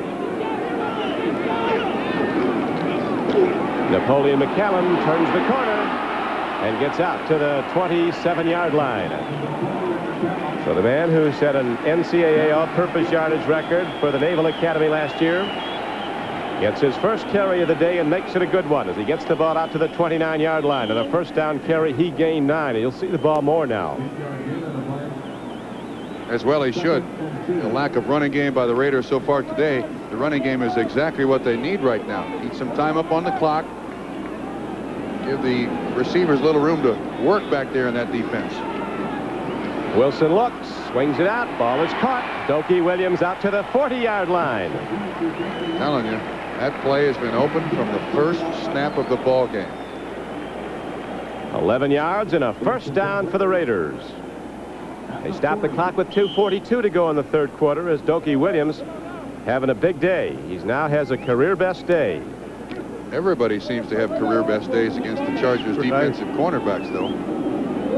It is a place to get well. McCallum takes on tacklers, doesn't get much on first down. They'll spot him ahead to the 42. A gain of close to 3 yards. Leslie O'Neal and Lee Williams, the defensive ends for San Diego, knocked him down. McCallum is 6'2", 215 pounds, a blue chipper in a lot of ways. And I can't remember a football you and I have done where one team has allowed the other team to get in the game so decisively. Middle of the second quarter, the Chargers had the Raiders wondering what they were going to do. And now they lead 14-13, and the Chargers look like the Raiders did in the first half, confused. They do. Wilson on 2nd and 7 going to Dokie Williams. He's got the ball at the 24-yard line. Then he loses it. Now they rule it incomplete. Official right there looking at it ruled that Williams did not have it in his possession as he was coming down. So very nearly a catch and a fumble, but it's just allowed out. Rule is clear possession of the football with the second foot hits the ground. Wayne Davis in coverage. Wait a minute. We may have well, we don't have an official marking the spot, but we may have another look at it. If we got any sort of second replay, there's no call to the field yet. I think that catch should stand from what I saw there.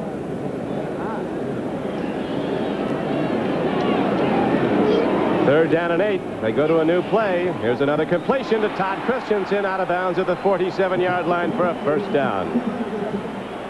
Yeah, well, we have a moment. Let's go to NFL 86. Bob?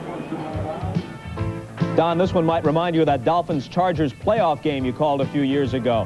Elway hits Sampson, hook and trailer, the lateral to Wilhite. It's a gain of 25 on 3rd and 20. 2 plays later from the 12, Sammy Winder scores. After trailing by 10, suddenly Denver's in front, 17-13 in the 3rd. Don. Thank you, Bob. The Denver Broncos, Trump, lead the league in gadget plays that work. Every week they do it. Hook and ladder today, they go to the lead. 1 play later. Here now is a handoff to McCallum as he hits down to the 43-yard line. Now, once again, let's look. This is the catch by Todd Christensen, an easy first down for the Los Angeles Raiders, but I think they got cheated. I think that catch by Doki Williams. Well, how about the fumble after it then? Well, if it was a catch, it would have been a Charger. The ground can't cause the fumble, and he was on the ground. I think he caught it, and the ground bounced the ball out. But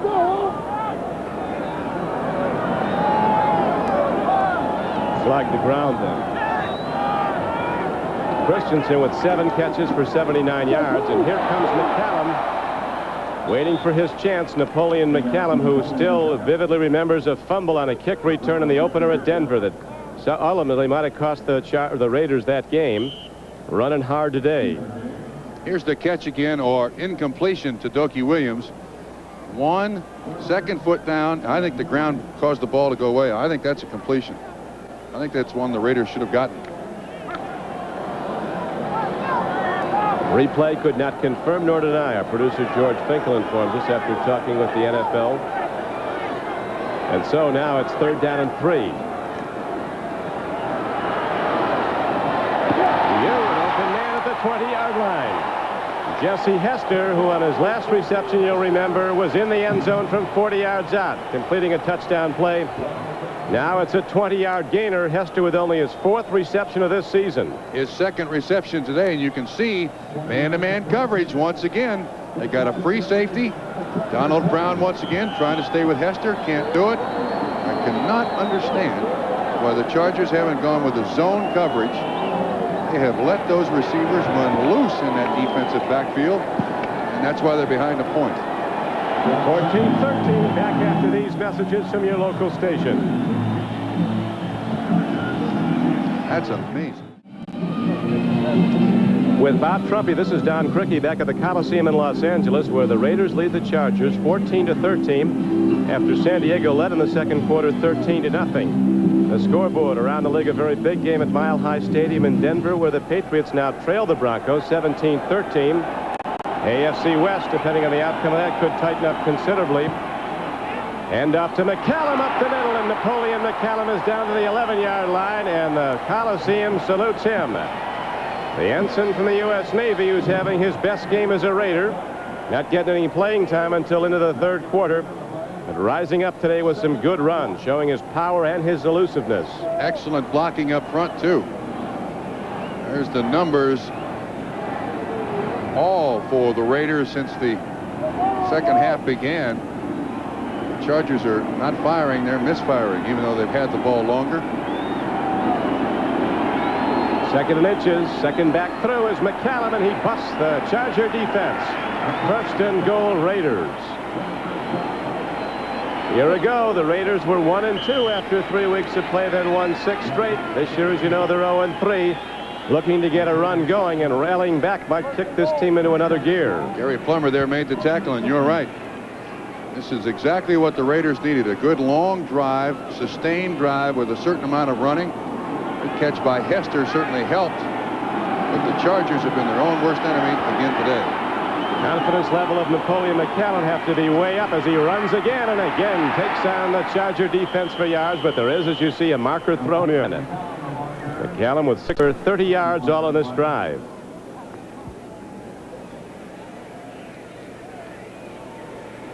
That hurts the Raiders and helps the Chargers.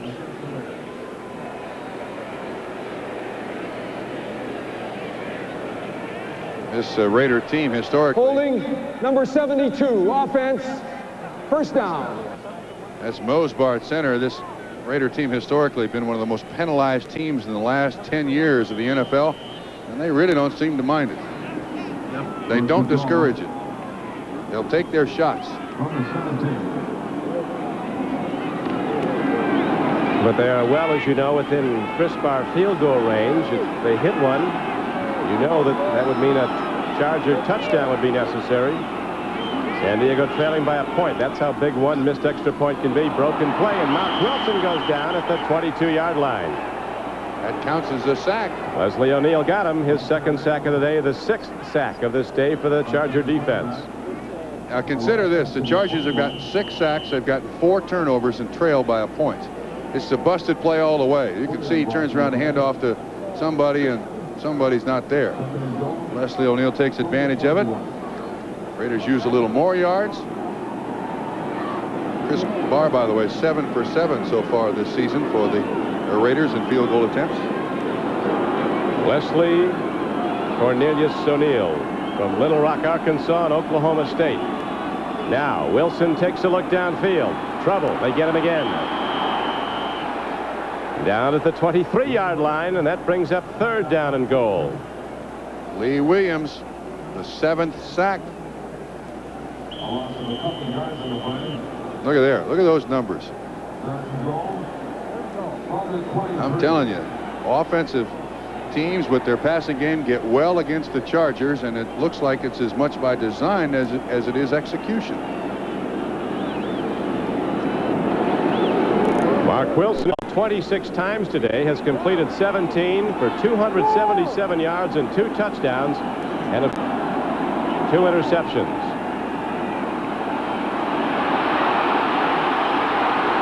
Ball. Chargers have it. It's San Diego's ball. Leslie O'Neal. That's the 2nd time O'Neal has tried to strip that ball away from Mark Wilson. You can start to keep drafting guys like Billy Ray Smith, and Leslie O'Neal's not going to be a bad defense long. Watch O'Neal. He doesn't try to make the tackle. First he tries to strip the ball. He does, and comes up with the possession. Many balls to wide receivers today as they did in the first 3 games. 9. Now here come the Chargers, down by 1. Buford McGee out of the backfield gets the reception, and the yardage that might be very close to a first down, about a yard short. Reggie McKenzie on the knockdown for the Raiders. Coach Coryell saw a big turnover there as his rookie number 1, Leslie O'Neal, stripped the ball, then recovered the fumble. And they trail by 1 point. You take those numbers any day and tell anybody the team trails by a point, you tell them you're crazy. Long way to go, though. 11:50 to play at the Coliseum. Temperature at kickoff time was 72 degrees. Clear and sunny. The track is dry in this natural grass field. Raiders and the Chargers will be meeting again in San Diego on a Thursday night in November. Next time out for the Raiders, they'll go to Kansas City next Sunday. You'll see that on many of these same NBC stations, to take on the Chiefs, a rising team with a 3-1 record. San Diego has a tough one the next time, but they have to go up to Seattle to play in the Kingdome against the Seahawks, who are coming off their first loss. They were beaten today at Washington. 2nd and less than a yard. Bout's going for it all. Gambler goes up, but comes down without. Good defense by Lester Hayes. Stride for stride with Chandler. Never gave up his position. Both these cornerbacks for the Raiders are very gifted at the last minute, just making the contact that's needed. That's incidental contact. The officials will not call that because both are looking back at the football.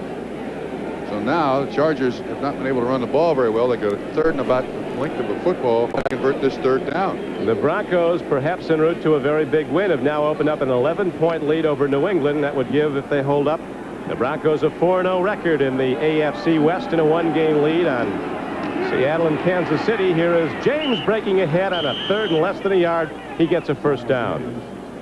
McElroy on the tackle. And Winslow, even though he's known as an excellent receiver, not a bad blocker either. He and Lachey cave in Lyndon King, a former Charger, and that's the spot where Lionel James picks up the first down.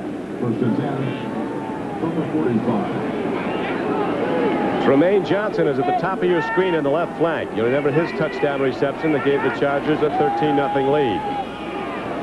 On first down, Little Train James takes it to the San Diego 47. Rod Martin got him. Game clock down to 10:40 and running. Field goal could win it conceivably for Don Coryell's Chargers. They're 1-2 coming into this game. Tom Flores, a concerned coach, but guy's done a lot of winning. 2 Super Bowl rings in his years as coach of the Los Angeles Raiders. Down his 8th year. Fouts doing very well to get the ball away. It was a little short, and then Fouts was sent rolling back as Sean Jones caught him and threw him back. Sometimes flags aren't thrown. Watch Winslow. See Jerry Robinson grab his jersey. He was the intended receiver, but pressure from up front. They couldn't get it done. Fouts now 16 of 35, 166 yards, 2 touchdowns, and 2 interceptions. Those 2 interceptions reduced to 14 points by the Los Angeles Raiders. Now 3rd down and 8 arises for the Chargers. They trail the Raiders 14-13 with 10 minutes and 11 left at the Coliseum. Chandler in motion.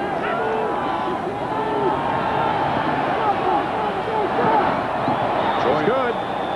Charlie Joyner, 18 years at it, and he's on time. Right at the 46-yard line, a connection. But they spotted, apparently, Trump, short of a 1st down. Now the spot comes out a little bit farther.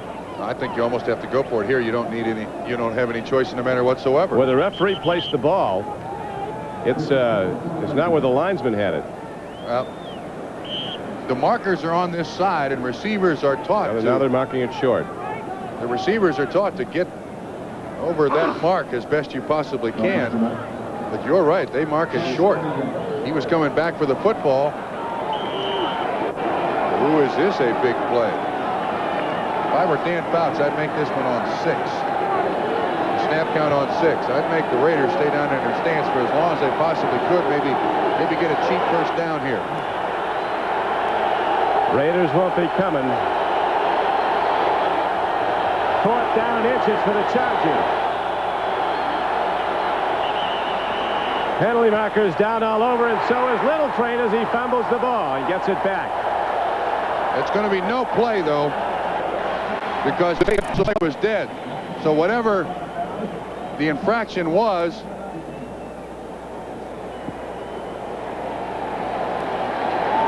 it's against San Diego.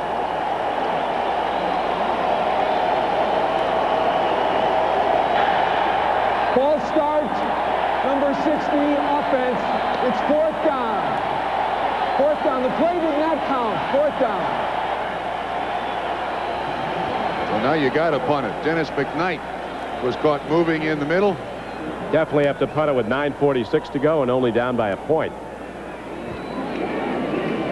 Here comes Moshienko, who has boomed the ball here in Southern California today, ready to punt the ball for the Chargers. Raiders holding to a 14-13 lead with 9:46 to play. Fulton Walker back for Los Angeles. Shot themselves in the foot again. I hate to say this, but the Chargers don't need an opponent. They have met the enemy, and they are us. They are us.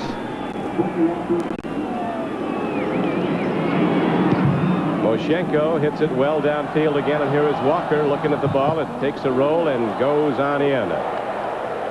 Despite the best efforts of Holohan, who's played a big game on special teams as well as from scrimmage.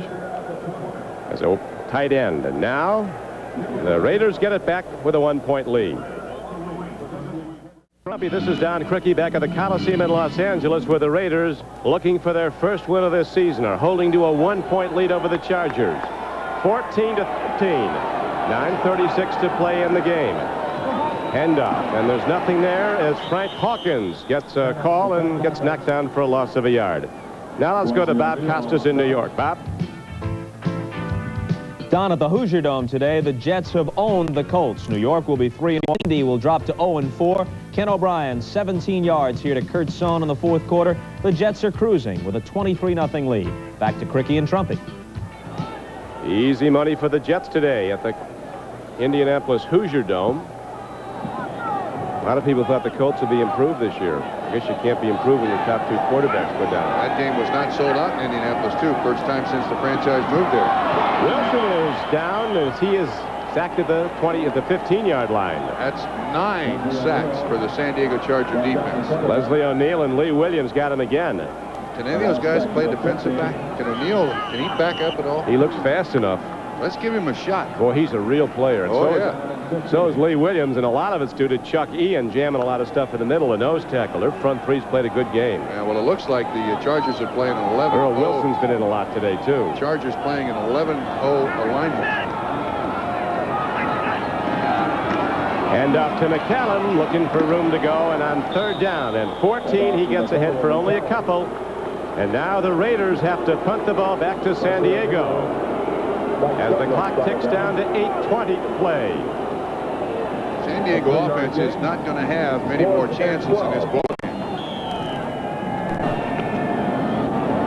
They've got to make good on one drive here, or James return a punt, which he's certainly capable of doing. Red drive punt formation. Lionel James standing at the 36. Lionel James positioned inside his 40-yard line with a good chance to give the Chargers good field position. Guy hits an end-over-end punt. It's not deep, and James will run it back if he can field it, and he can't. Has to let it roll, so it goes down and out of bounds at the 39-yard line. A 43-yard punt with no return. The knuckleballers work out better. It did there for Ray Guy. We got a flag, too, about halfway up the field.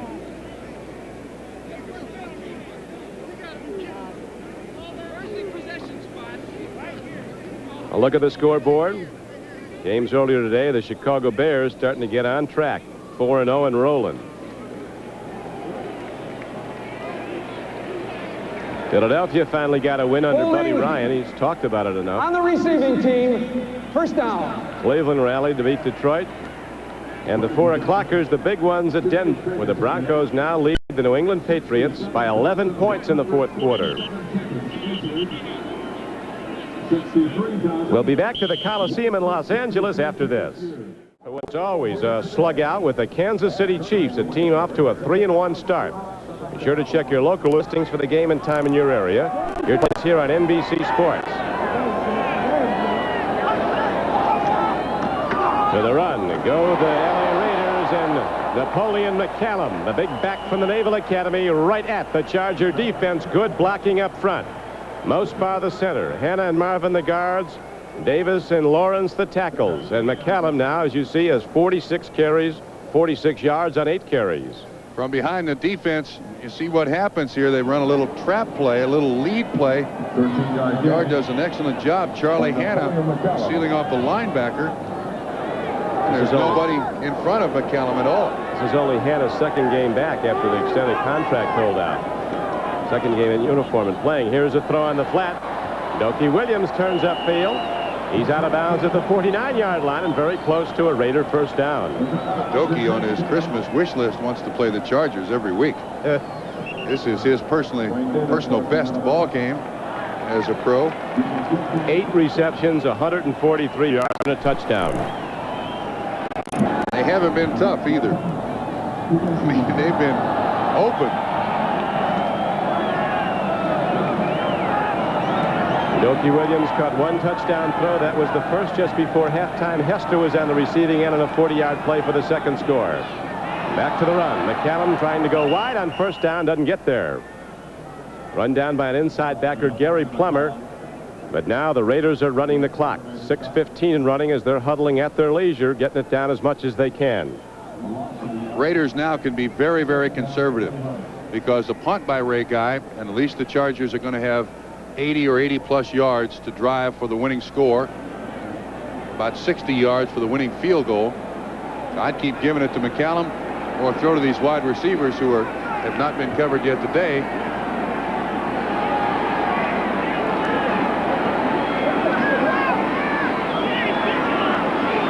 Second clock ticks down to 1, and then Hawkins gets the ball and works hard to stay in bounds as Hawkins is down to the 40-yard line. Looks like a 1st down for the Raiders, so they'll have 4 more downs to run the clock, which is down to 5:30 and ticking. Bounced outside beautifully. Wayne Davis finally makes the stop. All that offense that the San Diego Chargers have produced in years past, with the exception of the opening game of the season this year, Not really been in sync, not been in timing. One interesting aspect of this Raider team, it's much younger. It seems to be the same people, but they've let go a lot of veteran players. There's 125 years less experience than there was a year ago. Less NFL experience. 125 years. Al Davis mentioned that's one of the big problems on this football team, that no leader has jumped out, has emerged. And leadership on a football team is very, very important. Someone for the rest of the fellows to rally around.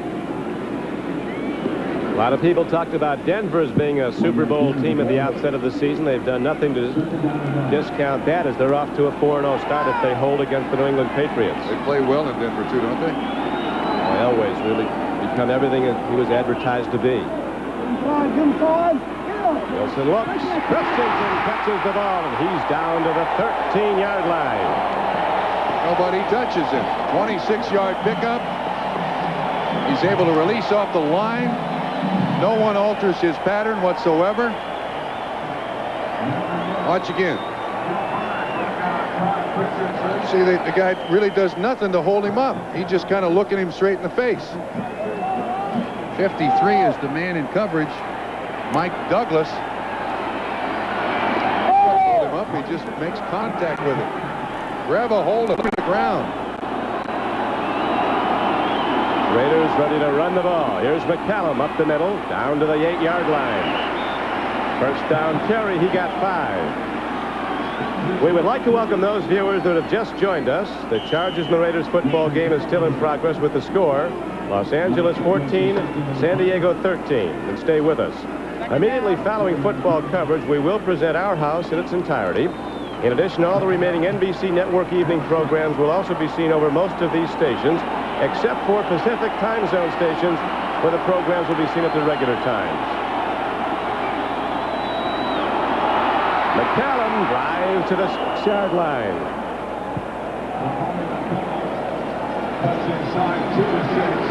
Jeff Dale, a good sticking tackle there to stop McCallum. Point blank range now for Chris Barr. Which would mean if he gets it, the San Diego Chargers would have to score a touchdown, and the clock is ticking. 2:40 to play in the game and running. Raiders 14, Chargers 13. Whole game turned late in the first half. San Diego had a 13-0 lead, and the ball was looking to go to the locker room. They threw it.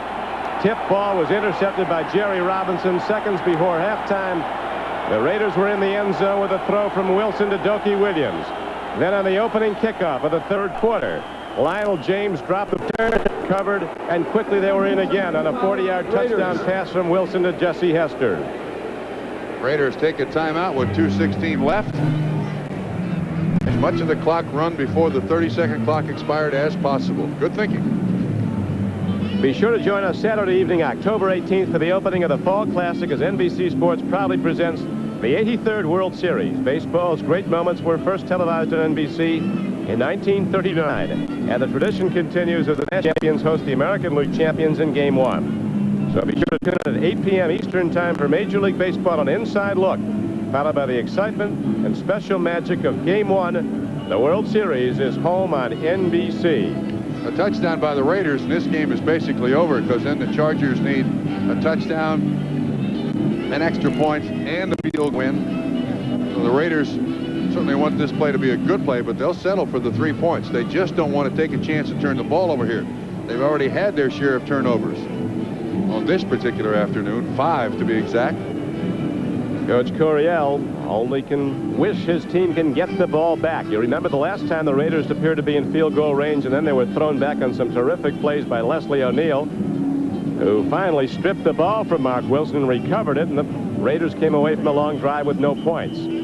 Mark Wilson, 6'6", 205 pounds, with over 300 yards passing now.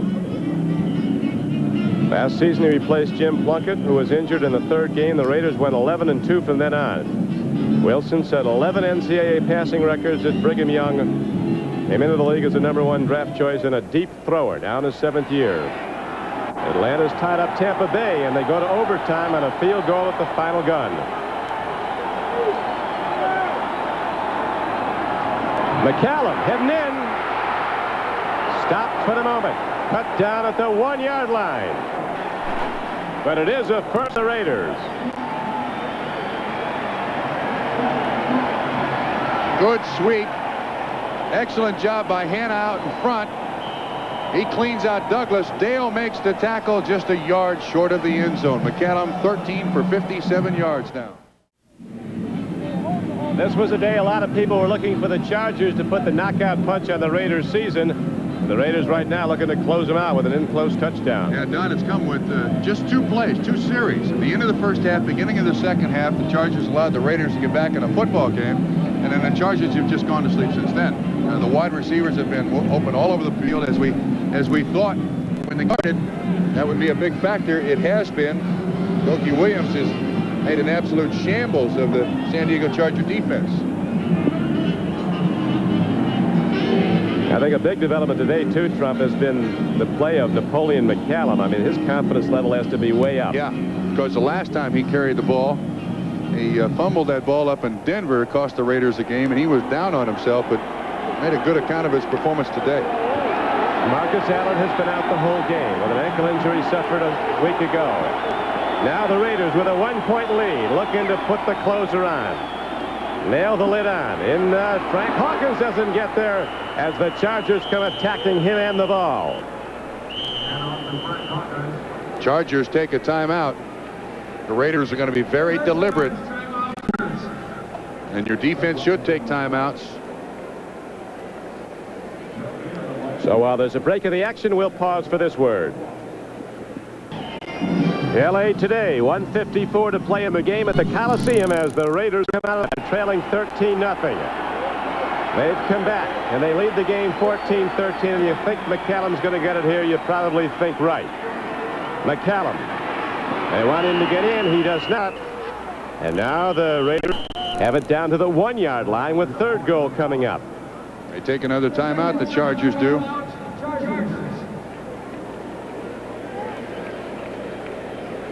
This has been an excellent drive. The Raiders took over with 7:13 on the clock. It's down inside of a minute and 50 now. They drive the ball. They did drive the ball. Tell you, whoever scores here, Trump, there's about 400 people lined up at the back of the end zone to take their picture. This looks like the Olympics, the number of press men down there. Also looks like they're going to run to that corner of the end zone, right? Do they know something we don't? Doesn't take that Gonzo long to get the shot. No, it doesn't. John Gonzalez. Gracias. 1:49 left to play. Good day for Mark Wilson. Been sacked 9 times.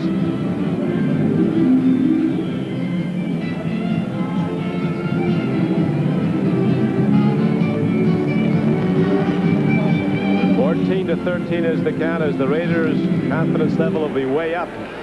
Wilson played a terrific game. Did what he wanted to do, get the ball to his wide receivers. McCallum. No, that's Strahan. And is it a free ball? No, he held on. And let's see now. It is still the Raiders' ball. The fourth down arises as the Chargers again. Chargers take their final timeout. Touchdown on an extra point would have killed San Diego. They'd be down by 8. But now if they call on Barr, and they surely will, they'll let the clock tick. That would give, if it's successful, a 4-point lead to the L.A. Raiders, and the Chargers would get the ball back with time for Fouts to operate. Ron, this is even closer than a field goal.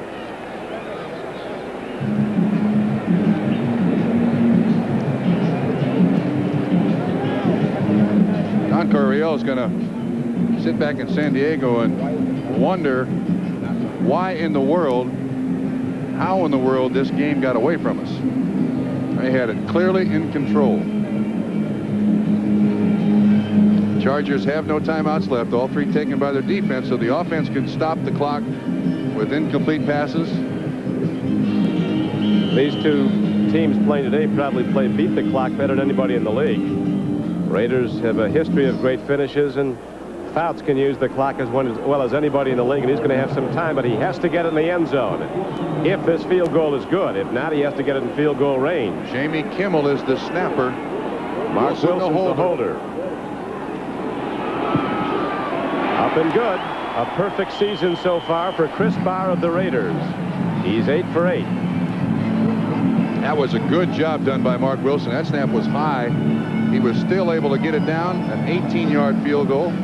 You can't get a field goal much shorter than that, can you? You know, it's like an extra point, but very importantly, the Raiders, from a San Diego standpoint, did not get in the end zone, which would have put the lid on.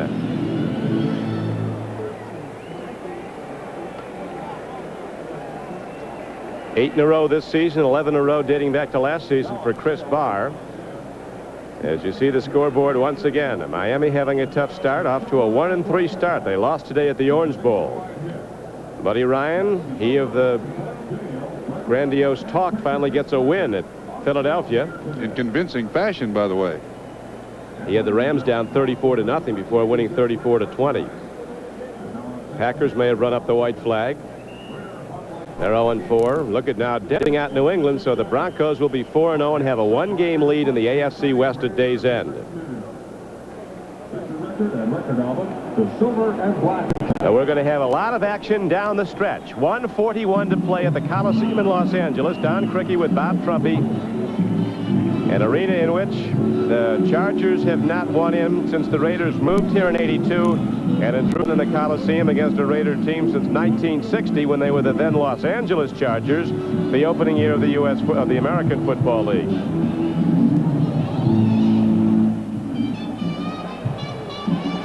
I think if I'm Chris Barr here, I squib this ball along the ground, kick it hard, but any reverse or anything that's set up by the return team is destroyed once that ball is bouncing along the ground. Let's see if he's going to do that. He puts it up in the air, and Gary Anderson will take it at the goal line. Now he lets it go through, and it comes out to the 20, so Fouts and the offense come out having to go the long field. 80 yards, they must get into the end zone. A late touchdown pass from Tony Eason to Irving Fryer gave New England a score, but too little too late. And Denver has defeated the New England Patriots 27-20 as the Broncos are off to a 4-0 start. Dan Fouts, this second half, you see his total game numbers for the second half, 6 of 18. And this is a drive that is 1st and 80. You can settle for nothing less.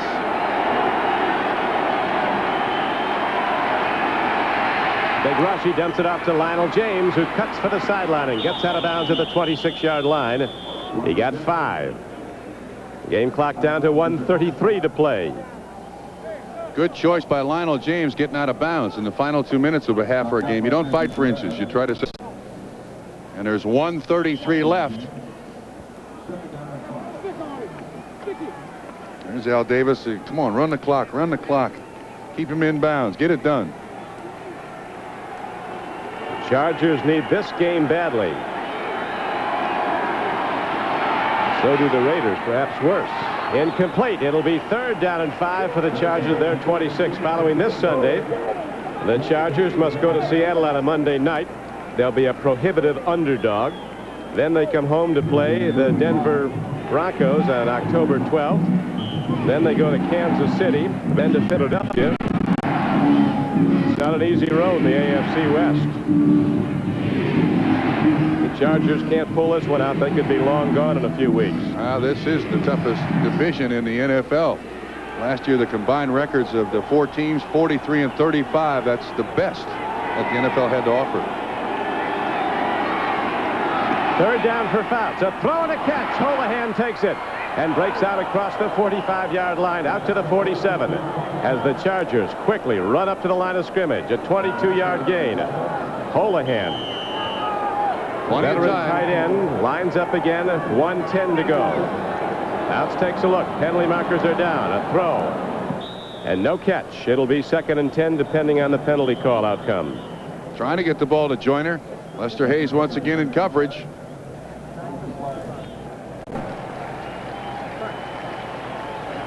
Fouts keeps looking at out patterns, but what's open is over the middle. That's where Wilson's gotten a lot of his yards down the stretch. And I do think they have enough time left to start throwing the ball over the middle. Personal foul. I think this is a trip against the San Diego Chargers. So that's a major penalty. San Diego, no timeouts.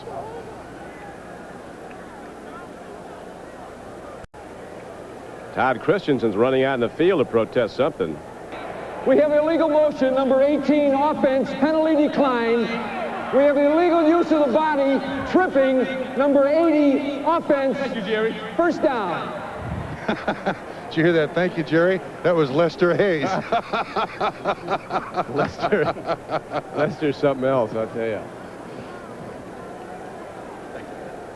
That's a strange way to audition, but he got it on, didn't he? Actually, you watch him play, you think he's someone from the dark, evil forces, but he's really a great guy. He does play a rough game. You're right. Very pleasant guy, Lester Hayes. A lot of fun to be around. After the game, here's a pitch out now. It goes to Lionel James, and he's knocked down at the 44-yard line, and the Raiders keep him in bounds. 53 seconds and ticking. Second down and about 11. Plenty of time. No reason to panic.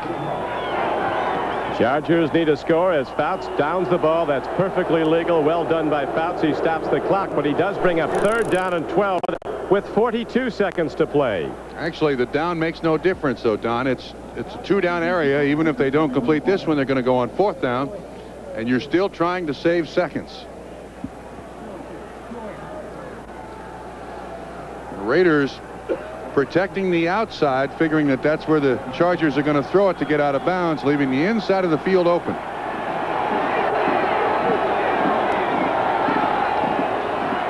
Fouts on third and 12. Is it intercepted? I think it is. Van McElroy not done yet. A diving interception by Van McElroy. Dan Faust pounds a fist into the turf. And that will be it if it goes as an interception, and there's every indication it will.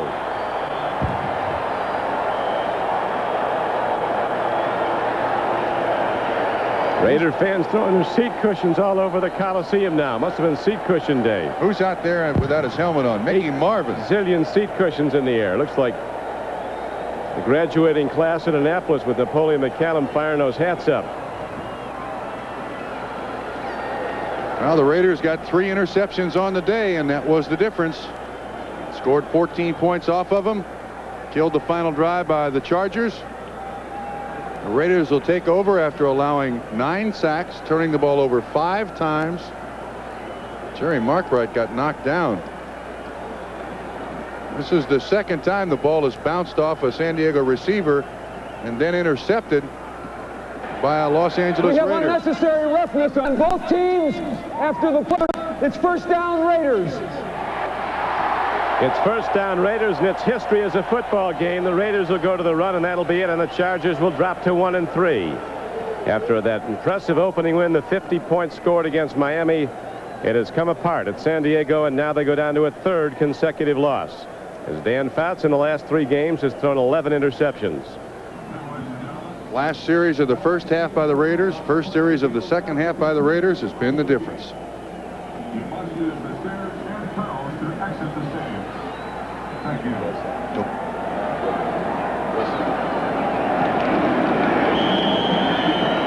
And they down the ball, and that'll be it. The game will be history.